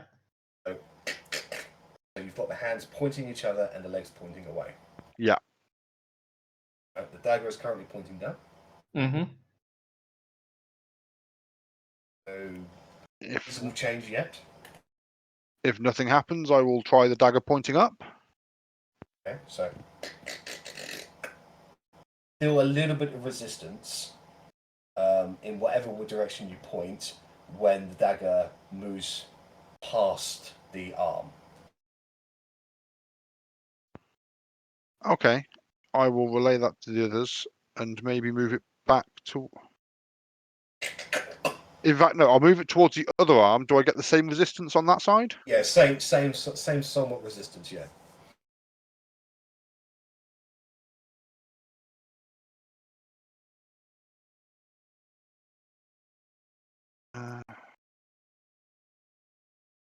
Oh, Meg's currently drawing penises on the map. It's a dagger.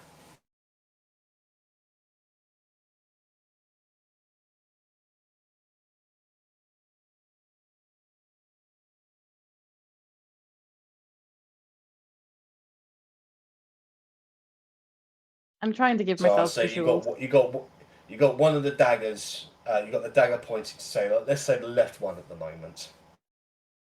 If I move, so the blade of the dagger is pointing towards one hand. I want to move the other hand out the way, and then try and move the dagger again. Do I get the same resistance? No. Okay, so it's not related to the point; it's related to the handle. So I'd say a handle needs to be pointing towards a hand where it's grabbed. So I guess maybe put. Sorry, no. Did you say you move the hand? So basically, if the dagger's pointing this way, Yeah. Was this one? Did you say you moved the hand dial on that? Yeah, side I moved the hand that would have was? been grabbing the handle.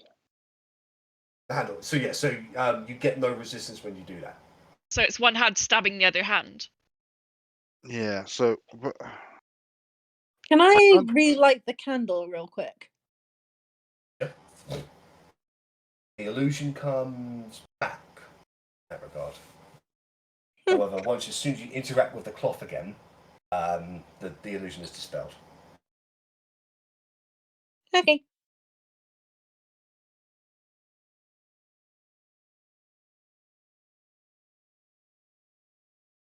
So if you put the dial on the far right back into the location where the hands are now pointing towards each other, Yeah. you once again that resistance in the dagger dial. Okay. So Dagger dial is currently pointing left towards the left dial, where the hand is pointing that way. So, like that at the moment. Is it Okay. possible to turn the hand where the point is facing? So you've got the dagger like this, and you've got the hand Yeah. like this. Can you turn? Is it possible to turn the hand that way? Yeah, I usually do. And you see a trickle of red come down the hand, down the altar itself, in the basin, and sort of collect beneath all three dials. Almost as if you've slit the hand. Uh-huh. that seems like progress. Does it stop after a while, or does it just continue to trickle? It was only a single trickle. Is it possible to replicate that? So, as this hand comes back, Do the it on the other dagger hand. gets pointed up and then the other way, and then again this hand with the dagger pointing this way. If you do it quickly, yes. Okay, yeah. Now they both trickle downwards. Does there need to be blood from the middle as well? Not that you can see. There's no indentation for a trickle to go down where the dagger is. Okay, so we got blood on both sides, but it still didn't do anything visible. Got the two hands. If we change to the feet, Do the same to the feet, yeah. You get that resistance again. So you move the leg, and once more a trickle comes down. The other side, another trickle comes down, and now you feel with the four trickles that come into the center, they dissipate into a small little hole that has opened up in where they were collecting. So you can see that they sort of wash away into the altar itself, and now the dagger dial comes loose. Nice work left. Good effort. Could we lift that dial up if it's come loose? Is there Yep, anything you lift it underneath up, and there is a small handheld lever there. I will hold the hand of that lever. I will pull it. It's cold. Behind you, the floor opens up to the sides, revealing a staircase that goes down.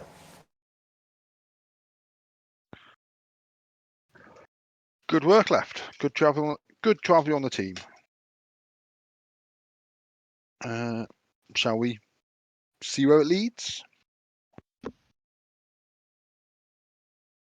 certainly. All right. So you head down.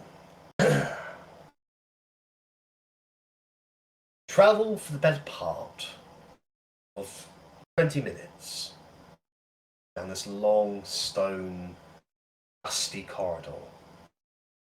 So eventually it opens out into a larger room. There are a few bookshelves with some musty old books on the side of them. There are a few exits to the left and to the right and to ahead of you as well.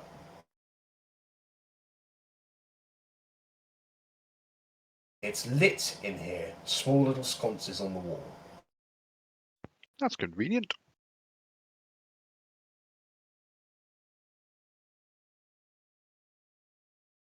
So how many X's do we have, sorry? Or directions? You've got one ahead of you and one to your left and your right. Left, your passive perception will pick up voices coming from the ahead and to the right.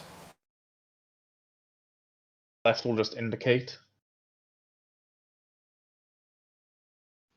I'm sure Conspiracy said just go straight ahead, just follow the path.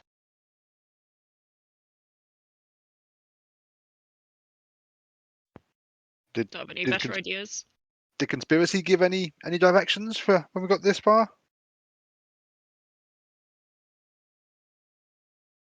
I mean, I'm a fan of going straight ahead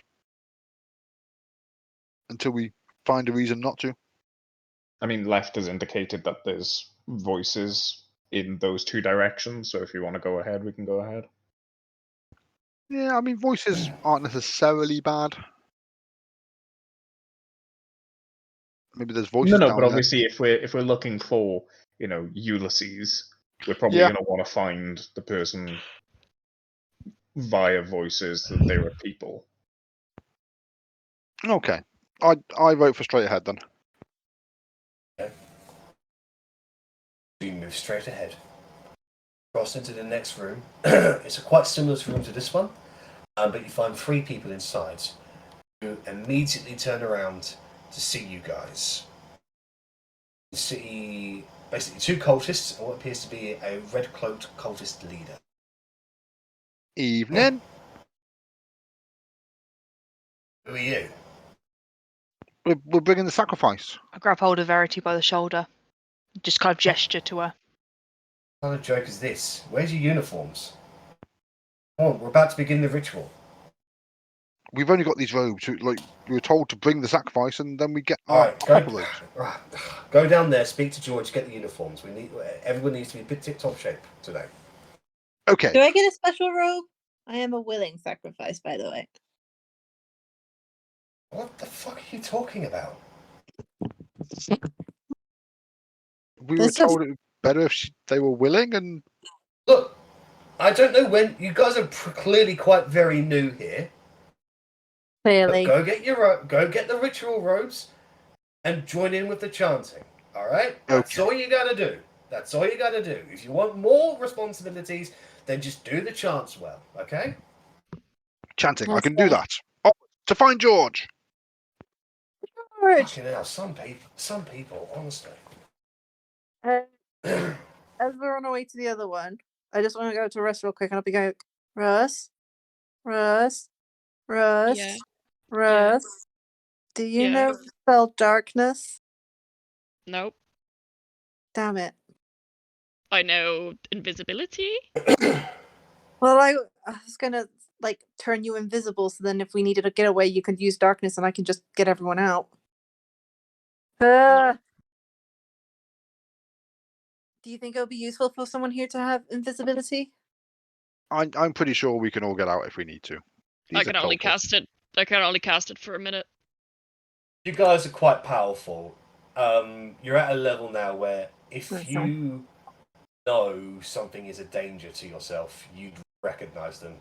None of these guys give off any signs that they could possibly be a danger to you.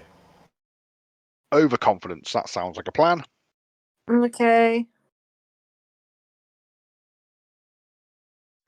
Head down where we directed and go find George. So yeah, you go 2 rooms over, and you effectively find a little cloakroom where there's a whole bunch of red and black cloaks around. You see a bald-headed, pot-bellied man, barely fitting in cloaks that he currently has, and he goes, "Oh, my son's just woken up. Please give me 5 minutes." I think you better quit. Sorry Stop about that shit. Okay, so yeah, jumping straight back into it. Alright, so yeah, there's a bald-headed man, a bit of a pot belly, barely fitting into the robes that he currently has, in a sort of in the laundry room. Lots of cloaks, black, red, a couple of purples around, sort of scattered, a bit disorganised really, and he just looks fed up with his lot in life. He just sees you coming in and says, "What do you always want?" Sorry, Hiya, George. Just picking up some robes. we're late for the ritual. We need robes. We were told to ask you. Shit. Yeah, those ones over there. Mixed sizes. You're gonna have to fit them yourselves, wherever you like. Okay. I'll just start hurrying towards the robes and act like I'm actually really late for something. I hope you had So- a bling summer cup. So you swap the robes over, so you get rid of the black robes that you had, and then you get something more of an inlaid kind of like blackened, golden kind of robe sort of thing, something more in line with what the guys around here are wearing. Mhm. With that, you leave George alone. You head back I- into the room with those. On the way out, I'll just say to George, my dude, life is what you make it. And just walk out.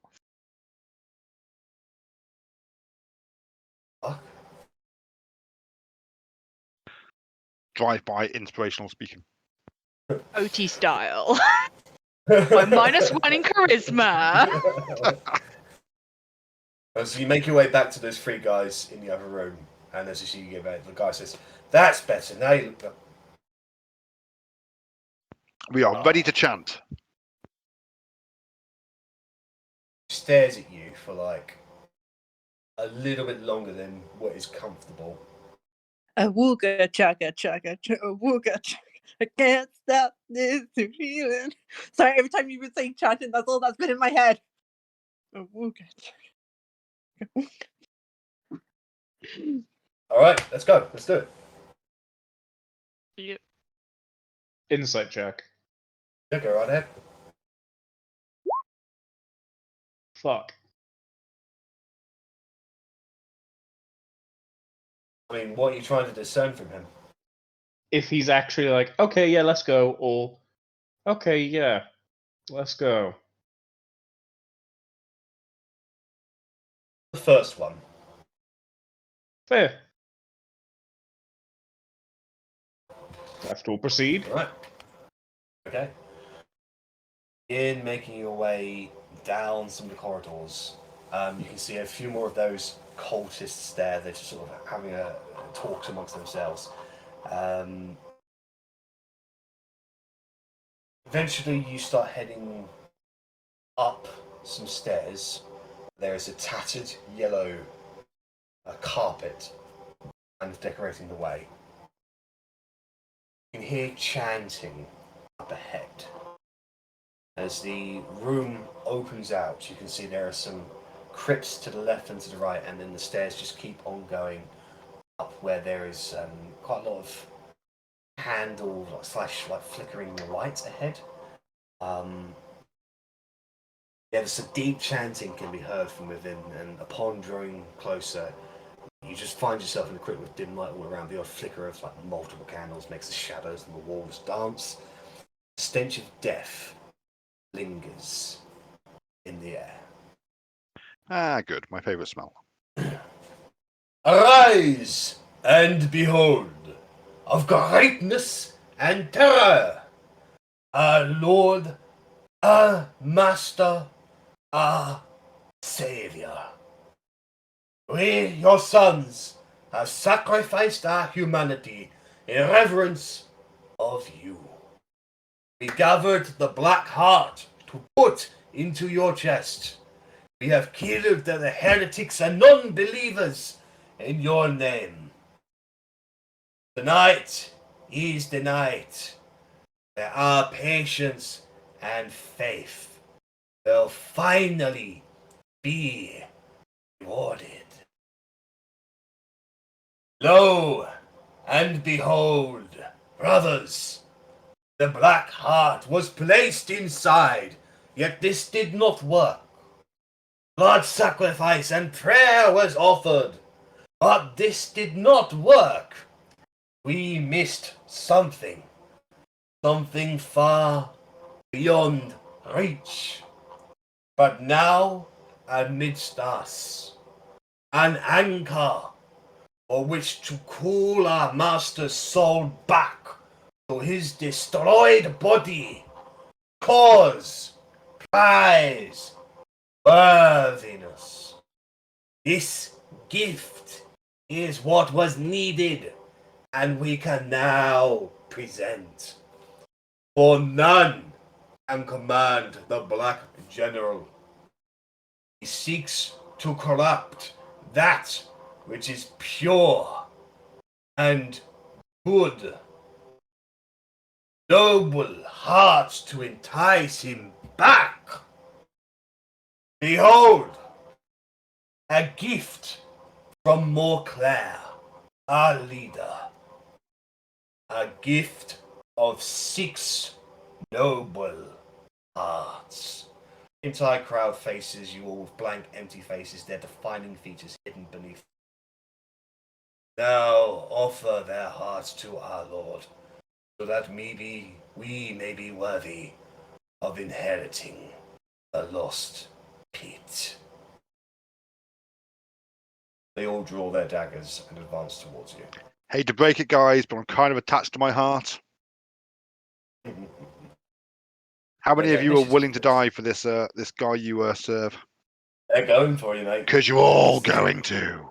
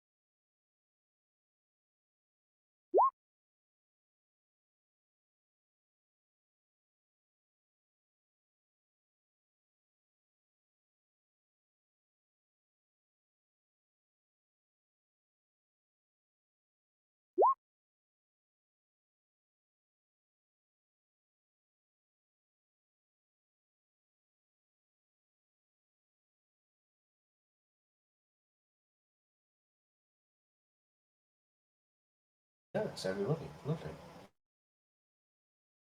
Okay, so starting off with the top of the round is going to be Rennas.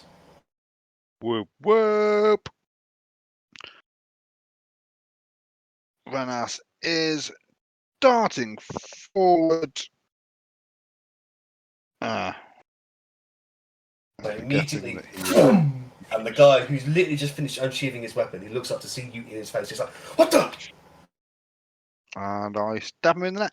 Make an attack roll. 23. That's definitely a hit. Roll damage. So his sneak attack does not apply, so just 13. 13. Yep. Is max. In one fell swoop, you cut his neck open. He falls backwards onto the floor and doesn't get up again. As he's falling, I would like to skirt round his body, using his Yep. body as kind of like a visual shield, to move behind this lovely pillar and hide. Make a stealth roll. 31. Oh yeah, you're hidden. You are hidden. Yeah! Russ, it's your turn. Oh my god, I might try something a bit different. I hope no one hates me. What I'm going to do is I want to cast Mass Suggestion. So I can suggest a course of activity to influence up to 12 creatures. And I'm going to pick all the guys in the middle in the red cloaks. So that's 10 of them. 6, 7, 8, 9, 10. Yep. And I'll pick the 2 guys here. Yep. I get to tell them, give them a suggestion, a sentence or two. This telling is them a what charming effect, right? Enchantment.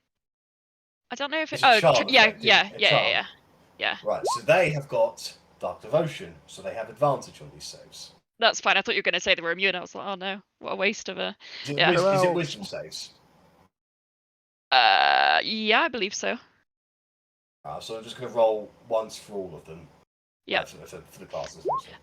But 19. Ah, So fuck, the that just fanatic makes save, it- yeah. For the cultists, 10. Which ones are the They fail. cultists? The ones at the front. The ones with the black cloaks, yeah. Yeah. Well, I'll suggest that they leave, go home, come back tomorrow. Basically. So as you say that, the ones in the back just laugh and go, ha ha ha ha ha, and the 2 at the front just immediately drop their weapons and go, yeah, okay then. Awesome. So Shame. I'll mark these ones as being charmed, and they've literally just dropped their weapons and they're leaving. I'm so annoyed that they made it. I'm so annoyed that you rolled 2 19s. Absolute waste. I know. Oh well. Anything else from you, Russ? Bonus action gonna curse Ulysses. Oh, can I reach? Hang on. I need to check. Hex, Move blades, towards him. curse. I can do. But I don't. If it's 30 feet or something, then I'm kind of screwed. Hex, blades, curse. Yeah, it's 30 feet. How far is 30 feet? Nah, screw it. I'll inspire left. And I'll say. Do better than I did. Been inspired to do better than he did. Yeah. All right. Left. It is your turn. 2 seconds. There we go. So left Thank you. will just say to the group, we need Ulysses alive, and then just make a break for, let's see, how far away are they? 40 foot, okay. So he'll make a break for, these cultists over here. Yeah. Bonus action rage. And strike at the one directly in front of him there. That one there. Lovely. Mm-hmm. That's a hit. Yep. You cut his head off in one fell swoop. The guy in front of you who's dropped his weapon seems unperplexed by this. He's just whistling and going home. Yep, that's perfectly fine. Anything else from you left? Yeah, 2 seconds. I just need to check something. I haven't gotten everything down on Roll20, but I do D&D Beyond, so let me just bring up that. I apologize. Reckless, where is it?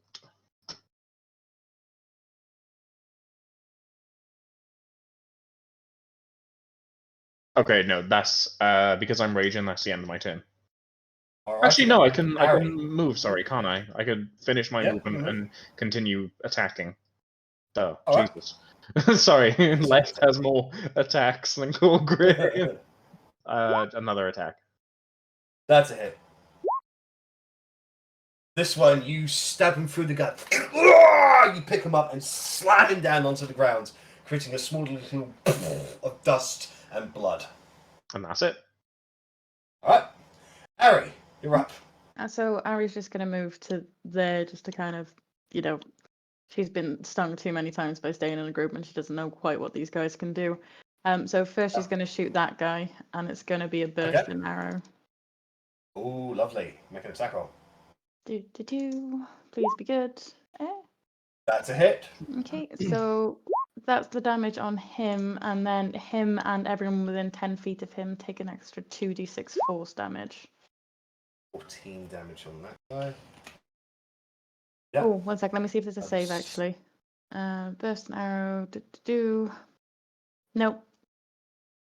No. No save. Right. So is it everyone within 10 feet of him? Did you say? Yeah. So everyone within 10 feet of this guy. So I think it's only these two. Just those two there. So they take So as the arrow hits into him, you can see part of his robe is blown away, and he's like blooded all over his body. And the other two are just almost knocked down to the ground from the force of the explosion. Then I'm going to Horde Breaker on this guy. Very good. So as he stumbled from the explosion from his mate left to him, the arrow flies towards him. That's a hit. Roll damage. 18. Gets him square through the chest. He starts yelling out in pain, coughing up blood. He's looking real hurt. Okay, and then I'm going to use my second attack to go back for the original guy. Yeah, sure, no worries. That's a hit. This one, straight through the eyeball. He falls over backwards and hits the ground. Nice. And that'll be me. Alrighty then. It is Ulysses' turn. He shouts out and says, "Do not be afraid. Our great Lord and Saviour saves you all." Rennas laughs out And loud. He is going to cast Guiding Bolt at Arrabella, 2nd level.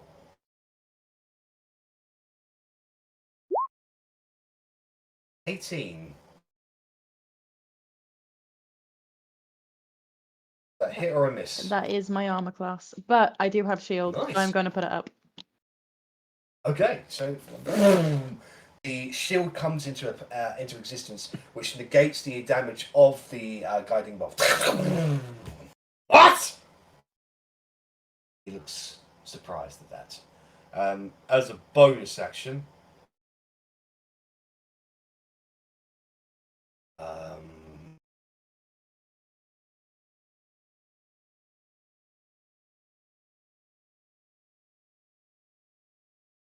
is going. No, he's not going to do that. Not for now, at least.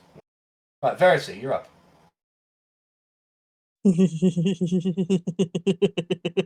I know what's coming. I was prepared for it. But Would you remember, say- minus 3 or 4 or whatever. That's fine. So all those guys in a circle, right? Would you say Yeah. they're within a 20-foot radius? Let's have a little look-see, shall we? Yeah. Can I measure it right? Oh, 10 feet, 15 feet. Oh, yeah. Looks like that. Oh, shucks. Very much so. Welcome to Head I didn't realize we were standing in the middle of that. Oh, you're doing that? Okay. I thought you were going to fireball them. They're So all did going to be I. blinded. So did I. 2d6.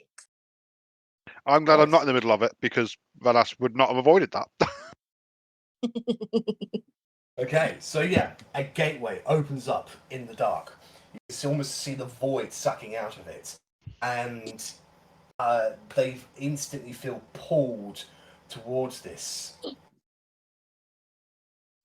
And so Just they're completely blinded, aren't they? They are blinded whilst in the circle, and when they start their turn, they take 2d6 cold damage, and at the end of their turn, if they end it in the circle, they will take 2d6 acid. Very good. So if anyone tries to get through it as well. All right, lovely. And I'm just as I'm doing that chuckle, and I'm rising on my broom, tentacles rising up my cheek. And I'm just gonna fly up and away on my broom as far as I can. Very good. Can I get a D20 from you as well, though? Yeah, I forgot I had to do that. Oh, shit. Yeah. Oh, nearly. Okay, so at the start of their turn, they are blinded. I would like to jump in there and take Rennas' very OP second turn. Sure, why not? It would have been 10, but Rennas has a better dex. Nothing particularly fancy. He is dashing out of his hiding place, stabbing that guy in the back.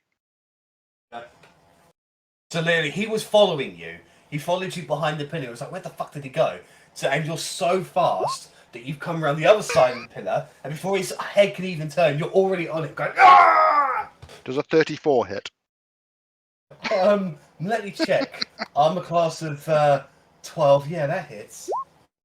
So he can take 43 points of piercing damage. You kill him 4 times. That's nice. Yeah, the dagger goes straight through the face. And then he moves up to this corner and hides again.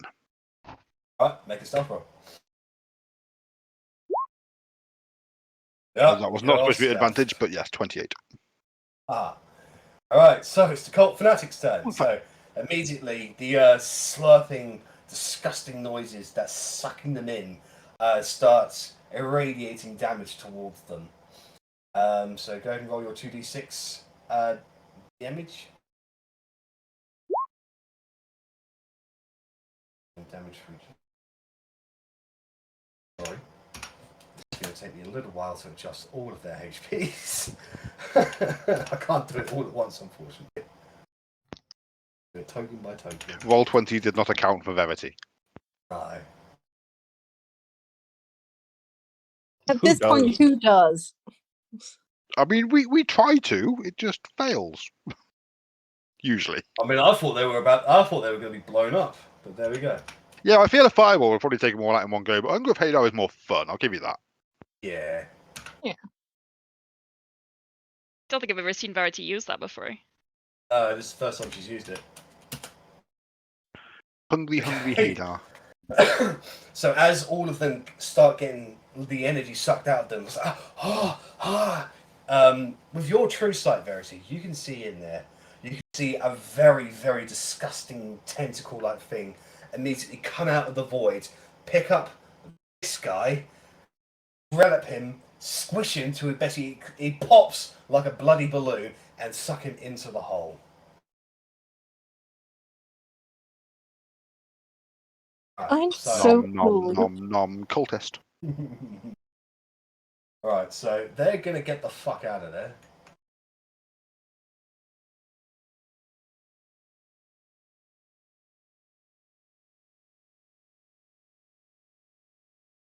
Oh, the room isn't a weird shape, it's dynamic lighting.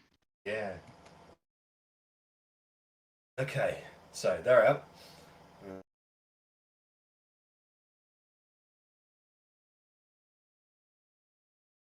Right, so as right,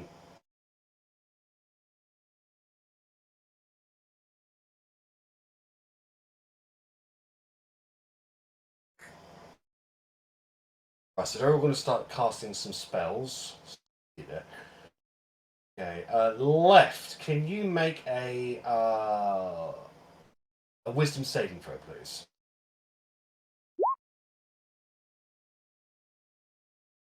Yep, that's a save. So you hear one of them say, "Bow before us," and you're like, "No." The fuck, dude? Try to cast command. Tried. This guy's going to say that, and there. He'll block away a little bit, and there, and there.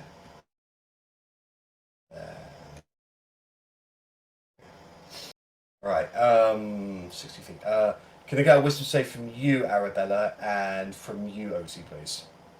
As the same spells are being cast at you. Well, that's not a very good Immunity wisdom to save, nat- is it? Oh, you can wait, re-roll that natural one, can't you? Because you're a halfling. Yeah, I can. I could have sworn I ticked that to do that automatically. Maybe me roll see. 2 natural ones in a row. Fair enough. Play So I with my friends. think you both save, actually. I think their DC is not very high. Yeah, spell save DC is 11, so yeah. So they tell you to bow, and you have no inclination to do so. Can I free action for my go? Yeah.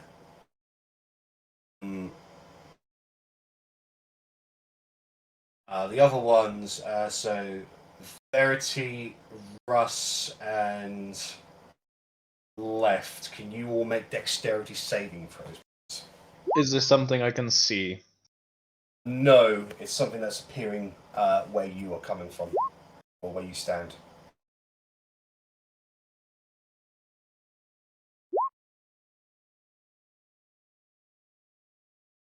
Fair enough.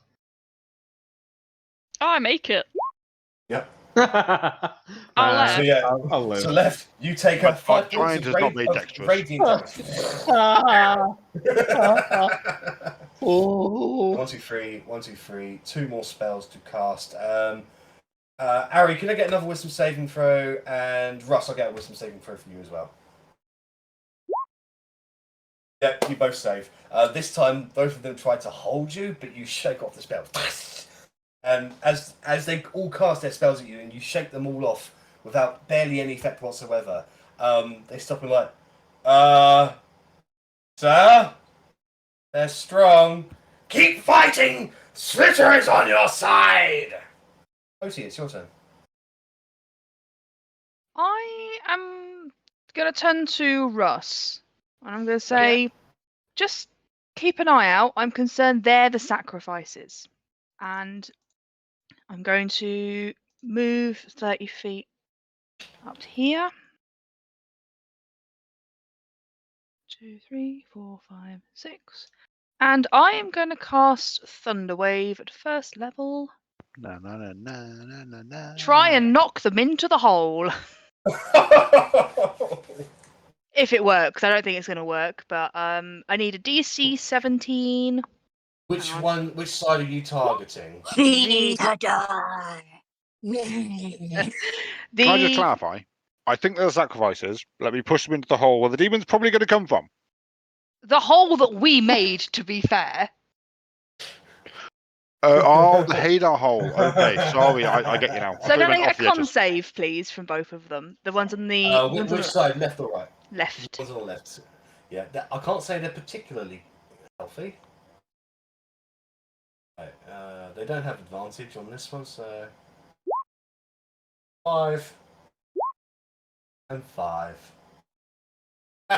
So they take that damage. I can't remember if they get pushed. They get I think pushed it's 10 up feet to away. 10 feet. Yeah. So, ah! And roll damage. It's only 7. 7. Lovely. Right. Anything else for you, Otti? No, I'm just going to stand here. Did they Right. enter the hole? They'll take the damage at the start of their turn. Okay. Right, so it's the cultist's turn, and the two that are charmed, they were like, right, well, good luck with everything you like, so see you later, mate. You'll be like, Ta-ra. right, see you later, guys. Judging by the Have spell, fun. Jack, that's not I'll actually wave how at it them on the works. way out.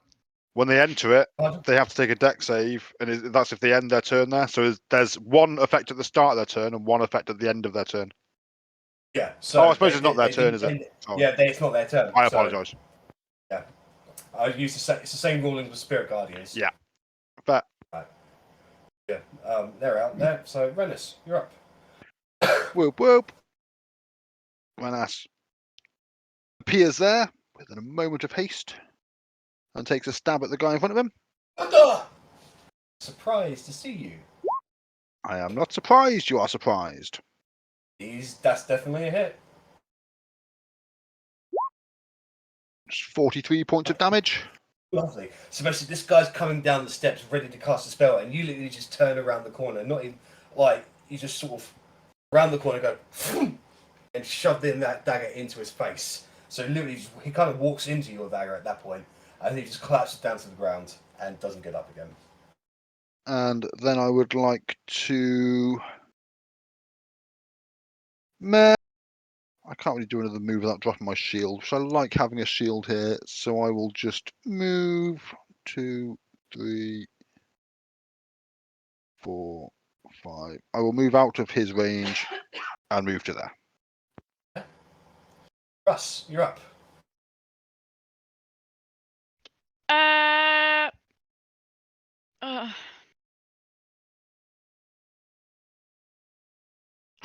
I don't know what to do about Ulysses. You can't see him at the moment because there's a massive dark or like hole in the way. Oh, we would have heard him though. Downtown. You can hear him, definitely. My current thought is Yeah. murder everyone else and then make him do whatever we want. I'm gonna move 30 feet forward anyway. Let's see. Duke next to OT.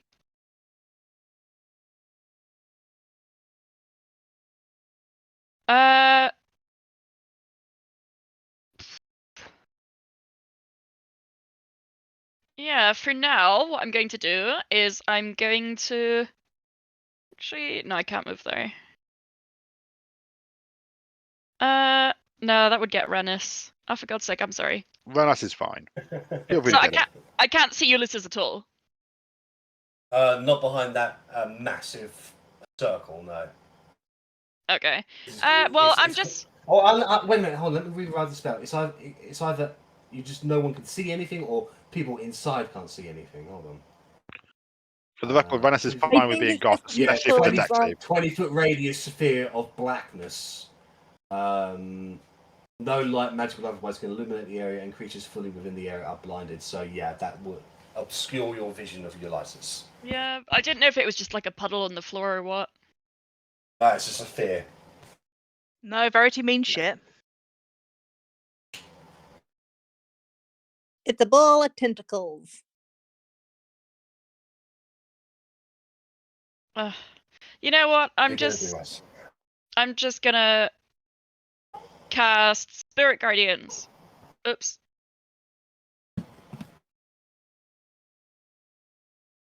No, wait, why am I doing that? Sorry, I'm so fucked up. Hang on. I can't. No, fuck it. I'll cast Eldritch Blast at them. Okay. Sorry, that was a long thought for Which nothing. ones? I'll get the ones that aren't in the circle. So I'll aim then. for that one and the one behind it. If I can Alrighty see then. that in my hand. I'll Cool. aim to fire 2 bolts at each, but I'll see what happens. Okie dokie. First one. Second one. Hits. Okay, I'll roll damage for those and I'll see what happens. Sure. So the first one 11. is yeah. And the crit is 28. So 39. So yeah, as you hit him with the blast, his upper torso explodes, leaving just his little legs and pelvis there. Cool. Well then the other guy's getting 2 beams. Yep. That's a hit. And that's a hit. 14. 8. That makes 22 points of damage. He's surprisingly still standing, but he's very, very hurt.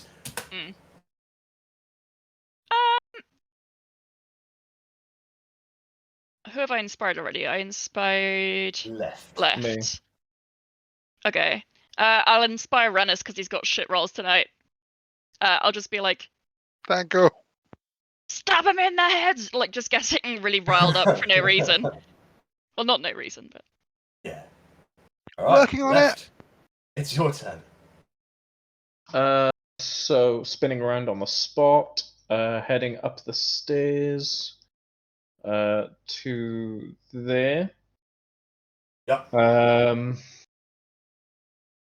So you can see his feet sticking out of the dome. He technically would be prone. What about that one? See his feet. He's half obscured at the moment. I take a swing he's into the fine. void. Lovely. So just an attempt to completely bisect. Lovely. I can attack roll. Yep. Yeah, that hits. You cut into him, 16 damage. So you cut into him and almost try to saw off the lower part. And it's a deep cut, and you can almost see organs triad out. And you can see him writhing on the floor in pain and agony. He's still alive. So, I'd like to imagine Left's blade is single bladed rather than double bladed. So it's Yep. more of a large butcher's knife almost. So Yeah. holding it in there, my second attack, I'd like to punch the weapon through the rest of him. Okay. Butcher him. Yep, that's it. Yep, you punch it down, and you hear the sickening that is severing his spine. The guy is definitely dead. I'd then like to action surge. Yep. And dash. Well, I'd like to move. I can move through Rennas' token, right? Yeah. Okay. I'm so nimble. that's I'd move. 10.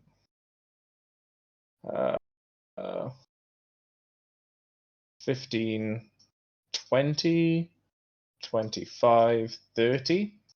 I'll take the opportunity attack if he's doing it. He'll take that opportunity attack. Yes, he will. Oh Here dear. he comes. Here he Oh comes. dear. Oh, I'm you're ready. going to get it. You're going to get it now. You're going to get it now. Oh! Yeah, boy. This is where Left, the new party member, dies of like some weird infection from a random So you're cultist raging. dagger. So you're raging. Yeah. So we'll just put it at the 5. Yeah, 5 damage to you. Ha! Take this! He cuts into your arm. Carries on. So that was my move. Just like You side eyes him motherfucker. for a I second. fucking got you. Yeah, literally. He wants to go home and tell all his mates now. I got him! I stabbed him! I brought blood! Look at this, holding the dagger still. And then action dash for. Oh, I didn't think blood would be so bloody. Oh, it's red. Ugh. Can I occupy this space without being tentacled or not? Technically, no. You'd be Okay. entering that area. That's fine. So 5, 10, 15. Can I enter the stairs from there? Or do I I'll have move to it enter down. from there? Well, to be fair, it's like, I'll move it down just a little bit. Yeah, so you can enter onto those 2 squares there without touching him. Yeah, but I mean, like, can I? Am I on the stairs there, or is that like a ramp? You know, the that's sides like are built that's up? like a ramp. So like Okay. that'd be a banister you'd be holding on to. Fair enough. So that was 15, 20, 25. Is that possible? Yeah, that's fine. And then 30. Left is going straight for Ulysses. How I dare you literally- ascend, you heretic! I'm literally. I've cut down this guy, punched my sword through him just to bisect him to make my way through, and I'm just clearing my own path, and that's my turn. All right, Arri, you're up. Okay, Arri is going to walk forward 5, 10, 15. She's going to shoot this guy with a bursting arrow. Yep. She's just like sauntering at the moment, like half on That's fire. it. So that one, and then again, everyone within 10 feet is 2d6 of force. 17. 22. He looks incredibly hurt from that explosion in his chest, but he's still alive and standing. This guy's going to get horde breakered. Oh. That's a hit. You fire the arrow, boom, goes straight through his skull. He hits the ground before the arrow even hits the back wall. And then second attack on this guy. Okay. That's another hit. That is 14 damage. It's this one square in the abdomen. He takes the arrow out and be like, Right. Is that everything from you, Arrabella? Mm-hmm. Alright, so it's Ulysses' turn, so he's none too happy that you are desecrating his holy ritual. So, he is going to cast Spirit Guardians. Oh no! Not Spirit Guardians, no!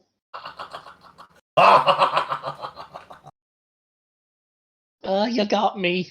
Or you're gonna get me at the start of my next turn. Yeah. And then as a bonus action, he's going to have a spiritual weapon appear beside you left. Oh my god. Clerics need to be nerfed. I mean, they're nerfed by the fact no one likes them. Just ruin the party, clerics. Just get rid of this man. It's scary. That's 11 to hit. Oh, thankfully that doesn't hit. I bet that would have done a lot of damage. So you see the spiritual weapon coming, and you just grab it with your own hand and almost twist it, and it's like, what the? Alright, that's Ulysses' turn. Verity, you're up. Does anyone want to get like super close to Ulysses? I'll be there next turn anyway. I was going to head up as well. I just don't know if the tentacles are going to get a problem. Like, does anyone need to lift across? Or hear me out, you could drop concentration on tentacles. Tentacles are cool. Boo. Hold it for like half a second more, just so the next guy gets it. Yeah, like, can't see anything. I guess I'm just gonna like hold an action to drop the tentacles the second other people are looking to get through. Yeah. And bonus action, I'll summon Toby because I am pretty bored up here by myself. And I'm just gonna be here like, do you think this is a little too easy? Yeah.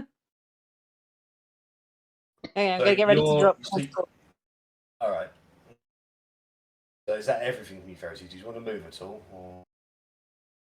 Like I said at the end of the last turn, like I would be flying up on my broom, so I'm just gonna be like Yeah. as close to the ceiling as I can get. That's just about 30 feet high or so. So I'll move you a little bit closer to the party, but you're 30 feet up at the moment. Yeah. Right. Okay, so it's the cult fanatic's turn. So there's one guy who's inside the circle. Go ahead and roll Ooh. damage.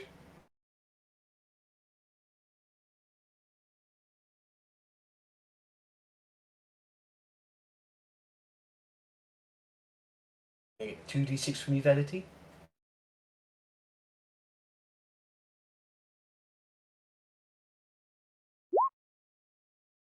Four damage, 4 cold damage to him.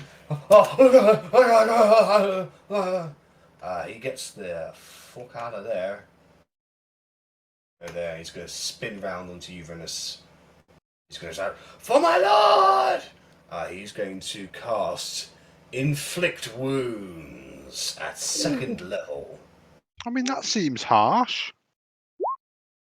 8! I literally Jesus laugh at him. Christ. I feel he like grips me and I just sit there and laugh out loud in his face. Stop it. Stop it. Stop it. Stop it. But the power of Slitter! Ah! This guy's going to charge. Slitter is dead, as will you be. Slitter's. No, this guy is going to charge at Otti, and he's going to do the same. He's going to do 2nd level Inflict Wounds. 21! Oh, it beats my AC! Yeah, got you! You take. Oh, nice.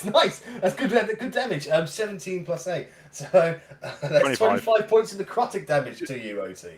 Do you know when we fought Edgar and we couldn't hit him at all? And we were really excited when we hit him that one time when Korgrin managed to get him with an inflict wounds as it happened. It happened to do no damage. But that's what they're feeling like, yeah, we did it! Yeah, that's exactly. Nowhere near defeating us, but they have a new goal in life, which is just to make them notice us. How make the us tables notice have turned. Oh, yes. So he got you. He basically grabs onto your hand, and the small little wounds that you had, Otti, spreads open, and blood just sprays out of it, and that stings like a bitch. And it's The only cut I had was the flame burn from putting my hand over the flame earlier. Yeah, so that's it. So from your finger, and blood spurts out from it.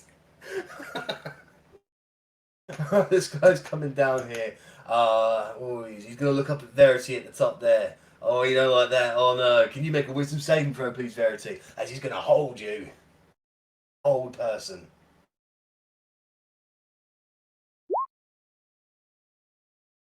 Oh, meets it, beats it. Shit. Yeah, you just save. They'll save DC is 11. So yeah, he's trying to hold you, be like, and he shakes it off. He's like, but the power of my lord! And then there's this guy here. Oh, he's going to come up to you, Rennas.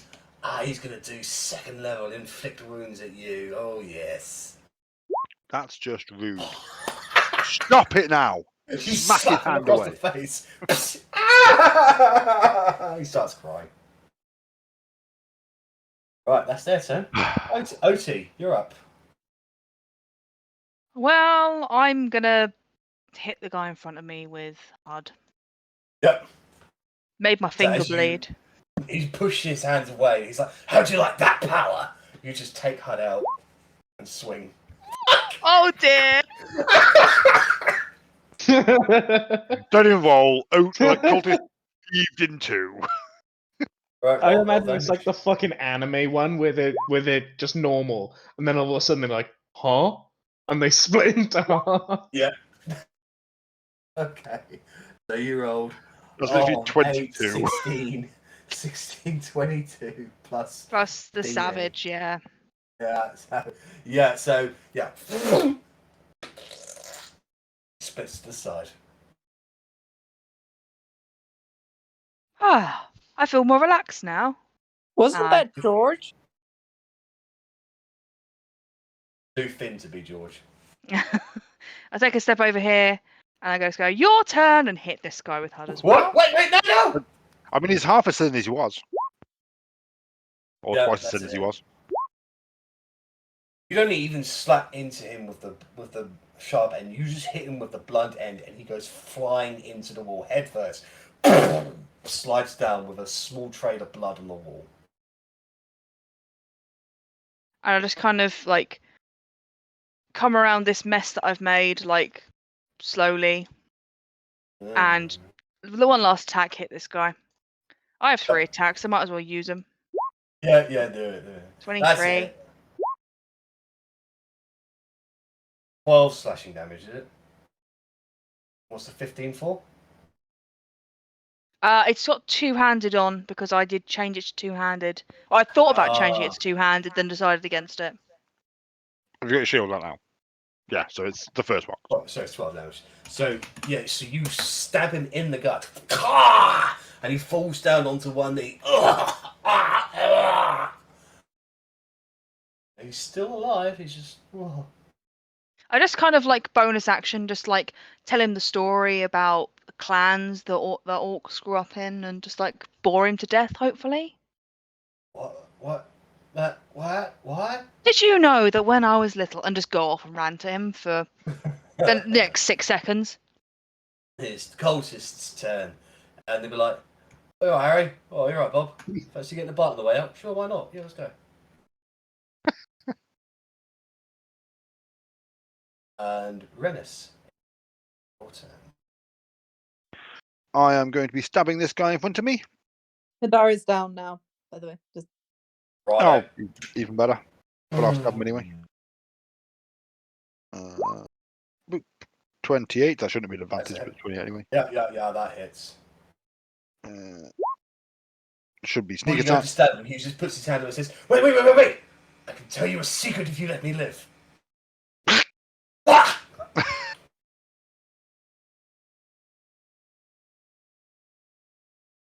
he did. And then I will clamber over his bodies. 2, 3, 4, 5, 6. And then bonus action dash. Hi mate, how you doing? How dare you defile this place? I mean, it's your minions that are defiling the place with all Whoa. the blood getting everywhere.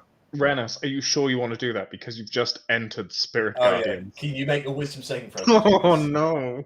I mean, you know. No.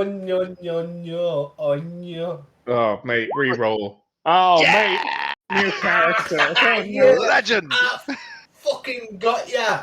I got ya, you wee little bastard!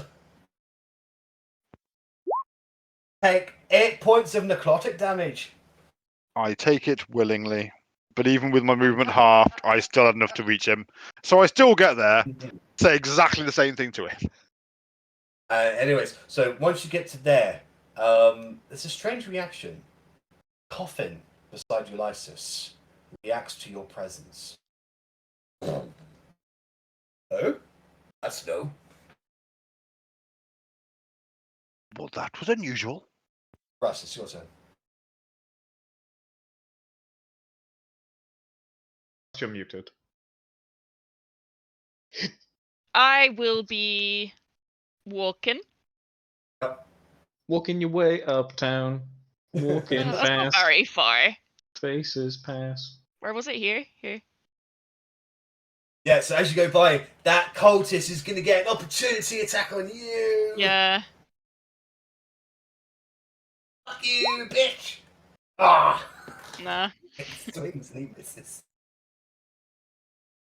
And I want to see how far I am from Ulysses. Am I 30 feet or 35 feet? 35 feet. That's a bummer.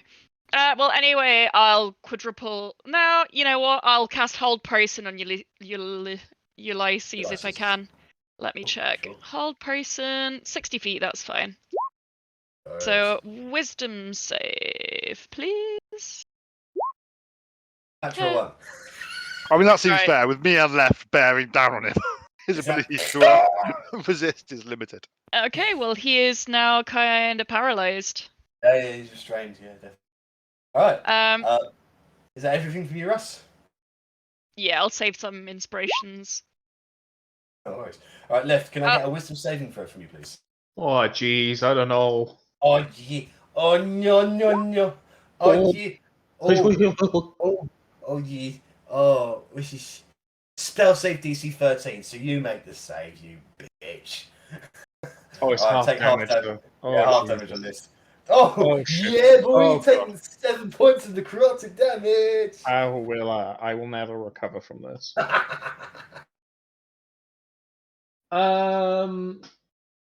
So left would see the whole person kick in.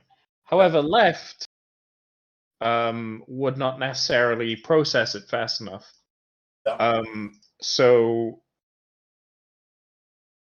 he will grapple in an attempt to suplex Ulysses. Yes. All right, so we'll make opposed athletics checks because he is stronger than he is. No, he's got no bonuses in strength 4 decks. So He's Yikes. paralyzed. How strong can you be? Got advantage. Oh! Technically, he's got disadvantage because he's paralyzed. So. So yeah, you grab him. And that's It says, you wouldn't hit a guy with glasses, would you? I land him on his glasses. What's your strength modifier? My strength modifier is +4. All right, so that'll do 5 points of bludgeoning damage to his face. Understandable. And he's prone and restrained. Yeah, and that is that's all left will do. Any future actions will be just continuing to restrain Ulysses as well. Hulkin. Yeah. All right, Arrabella, it's your turn. Arabella's just going to walk up. She'll kind of see that he's still alive, but Otti's talking to him and he looks terrified, so she'll just keep walking. Okay. I think that is 30, or have I just gone too far? That's fine. Don't you have 25 feet of movement? No, I've got 30. I got a feat. Your life just needs to make a Constitution saving throw. Fuck. So you suplex the Spirit Guardians out of him. I go through the Spirit Guardians with the suplex. Alright, so it's Ulysses' turn. He can't really do anything, so he's just going to rebate his saving throw. 16. 16, break the whole person, Russ. You're muted, I cannot hear you. Shit. No, it's 19. So it's like... What's going on? My lord, help me! Right, Verity, it's your turn. So, I'm not entirely sure what's going on.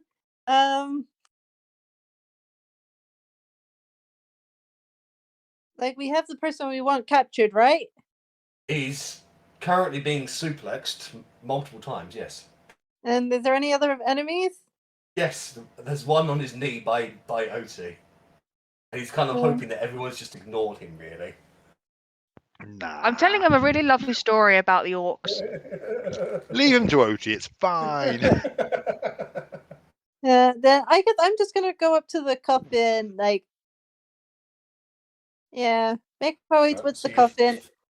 So you fly dash over towards the coffin, and as you get closer, the reacts once again. I was gonna say, for my action, I was gonna like hold a spell. What spell do you hold? I'm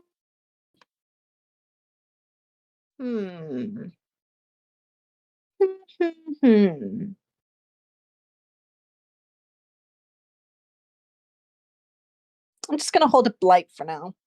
Okie dokie. What's the trigger? If anything comes flying out of the coffin. Sure, why not? Okay. You're so paranoid. What could possibly come out of a coffin? Things are dead Actually, in that's coffins, not Verity. Nothing comes fair. out He of them. It's probably went to fine. the- Yeah, this fight was Actually- so easy. I'm sure nothing's gonna happen. We just won. We're just so Yeah, strong. just the cult fanatics Exactly. So Russ he gets it. is. Oh, he's so angry. He's going to use his last second level spell slot to try and cast inflict wounds on you, Otti. 11. Kind of just like he goes to touch me, and I'm like, that's exactly how the king of the orcs. And just carry on with my story. Ah! It's your turn. I kind of like get to the end of it, and they all lived happily ever after, and then hide him around the side of the bed. You know what? I'm actually going to have him do a wisdom saving throw against your. 6-second story. Yeah, no. That's the roll a- story of my love life. Roll a d6 for me, please, Otti. You do 4 points of psychic damage to him.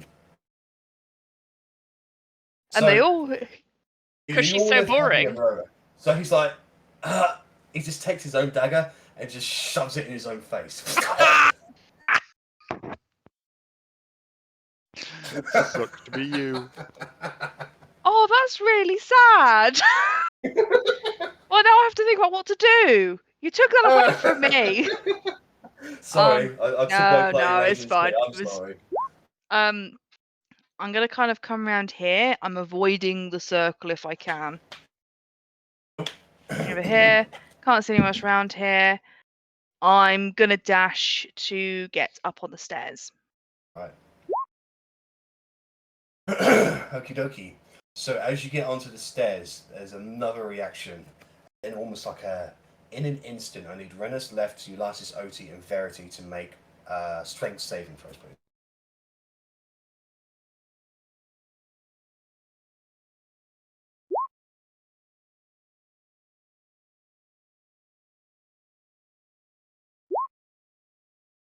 Ulysses fails. Ah, with the natural Verity 20. fails. So As if close. Rennas survives. He never makes strength saves. So left, Otti, and Rennas, you're able to hold your ground, and you're blasted back 10 feet, but you're not prone. Lysis and Verity, you both of them take 7 points of force damage as a massive explosion comes from the coffin, and you are knocked back 10 feet. Could I know this sounds really, really strange, Yeah. but could Ulysses not, because I had him held? Could I just hold on to him? Make an athletics check versus the DC of the spell or the explosion there. Yeah, so it's like, you hold on to it. You fly along together. Yeah, so you ain't going nowhere. You are both pushed back 10 feet. That's fine, I'll take it. Verity, you are pushed back 10 feet and you were knocked prone. Otti, you were pushed back 10 feet. Can you make a... Verity, you took 7 points of force damage. Can you make a constitution saving throw to maintain concentration on your blight spell? Yep, you're good, so... As that happens, from that explosion, a huge black explosion just shatters the coffin, and you can see massive bones reassembling themselves, muscle and skin sprouting into existence. It stands massive, about 20 feet tall, its head almost touching the ceiling. It's humanoid in shape, but has kind of spiked a crown on top of its human-like head. Its serrated skin sticks out with spikes and bone and almost like chitin and the like. You can see a red pulsing glow from the center of the chest, where almost like a trail of blood reaches up through its muscle-like neck into its skull and then into its glowing red eyes. It forms into itself.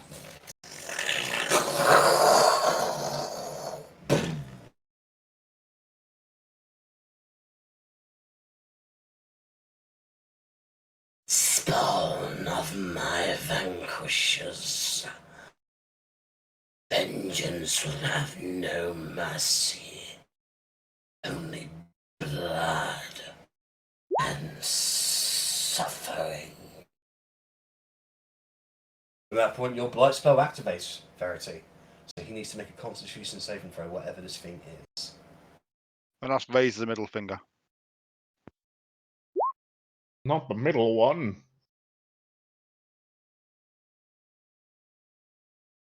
What's your spell save DC? 21. Yeah, he saves. Mine is 3 or something. I think. Yeah, he saves. So go ahead and roll damage. That'll be halved damaged. So it's 37. So 36 divided by 2. 18? Yeah, 18.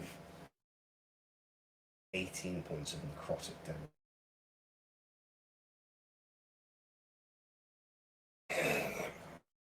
See the energy pulsate over his body.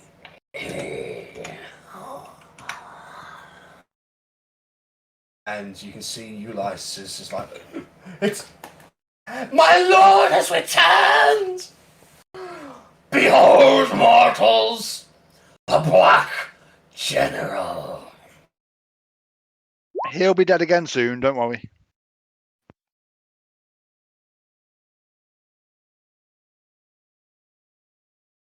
The Black General Slitter surveys the room.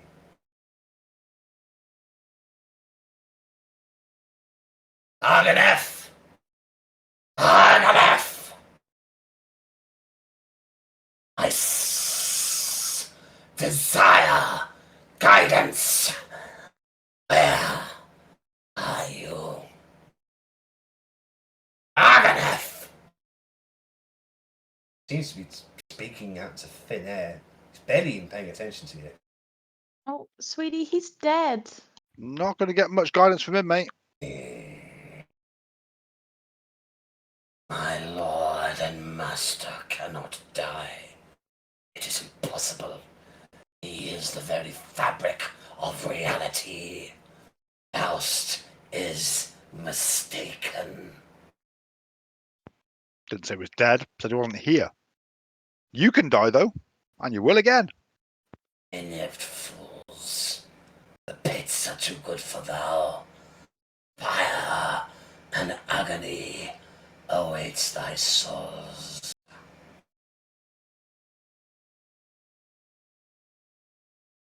Roll initiative. I don't want to roll initiative. I'm top of the initiative tracker now. Oh, he's going to roll initiative. Oh, okay. Oh, sorry. What did you have, Russ, originally? You know, 16. like 18, I think. Yeah. Sorry, you were just so commanding. You know, it's like.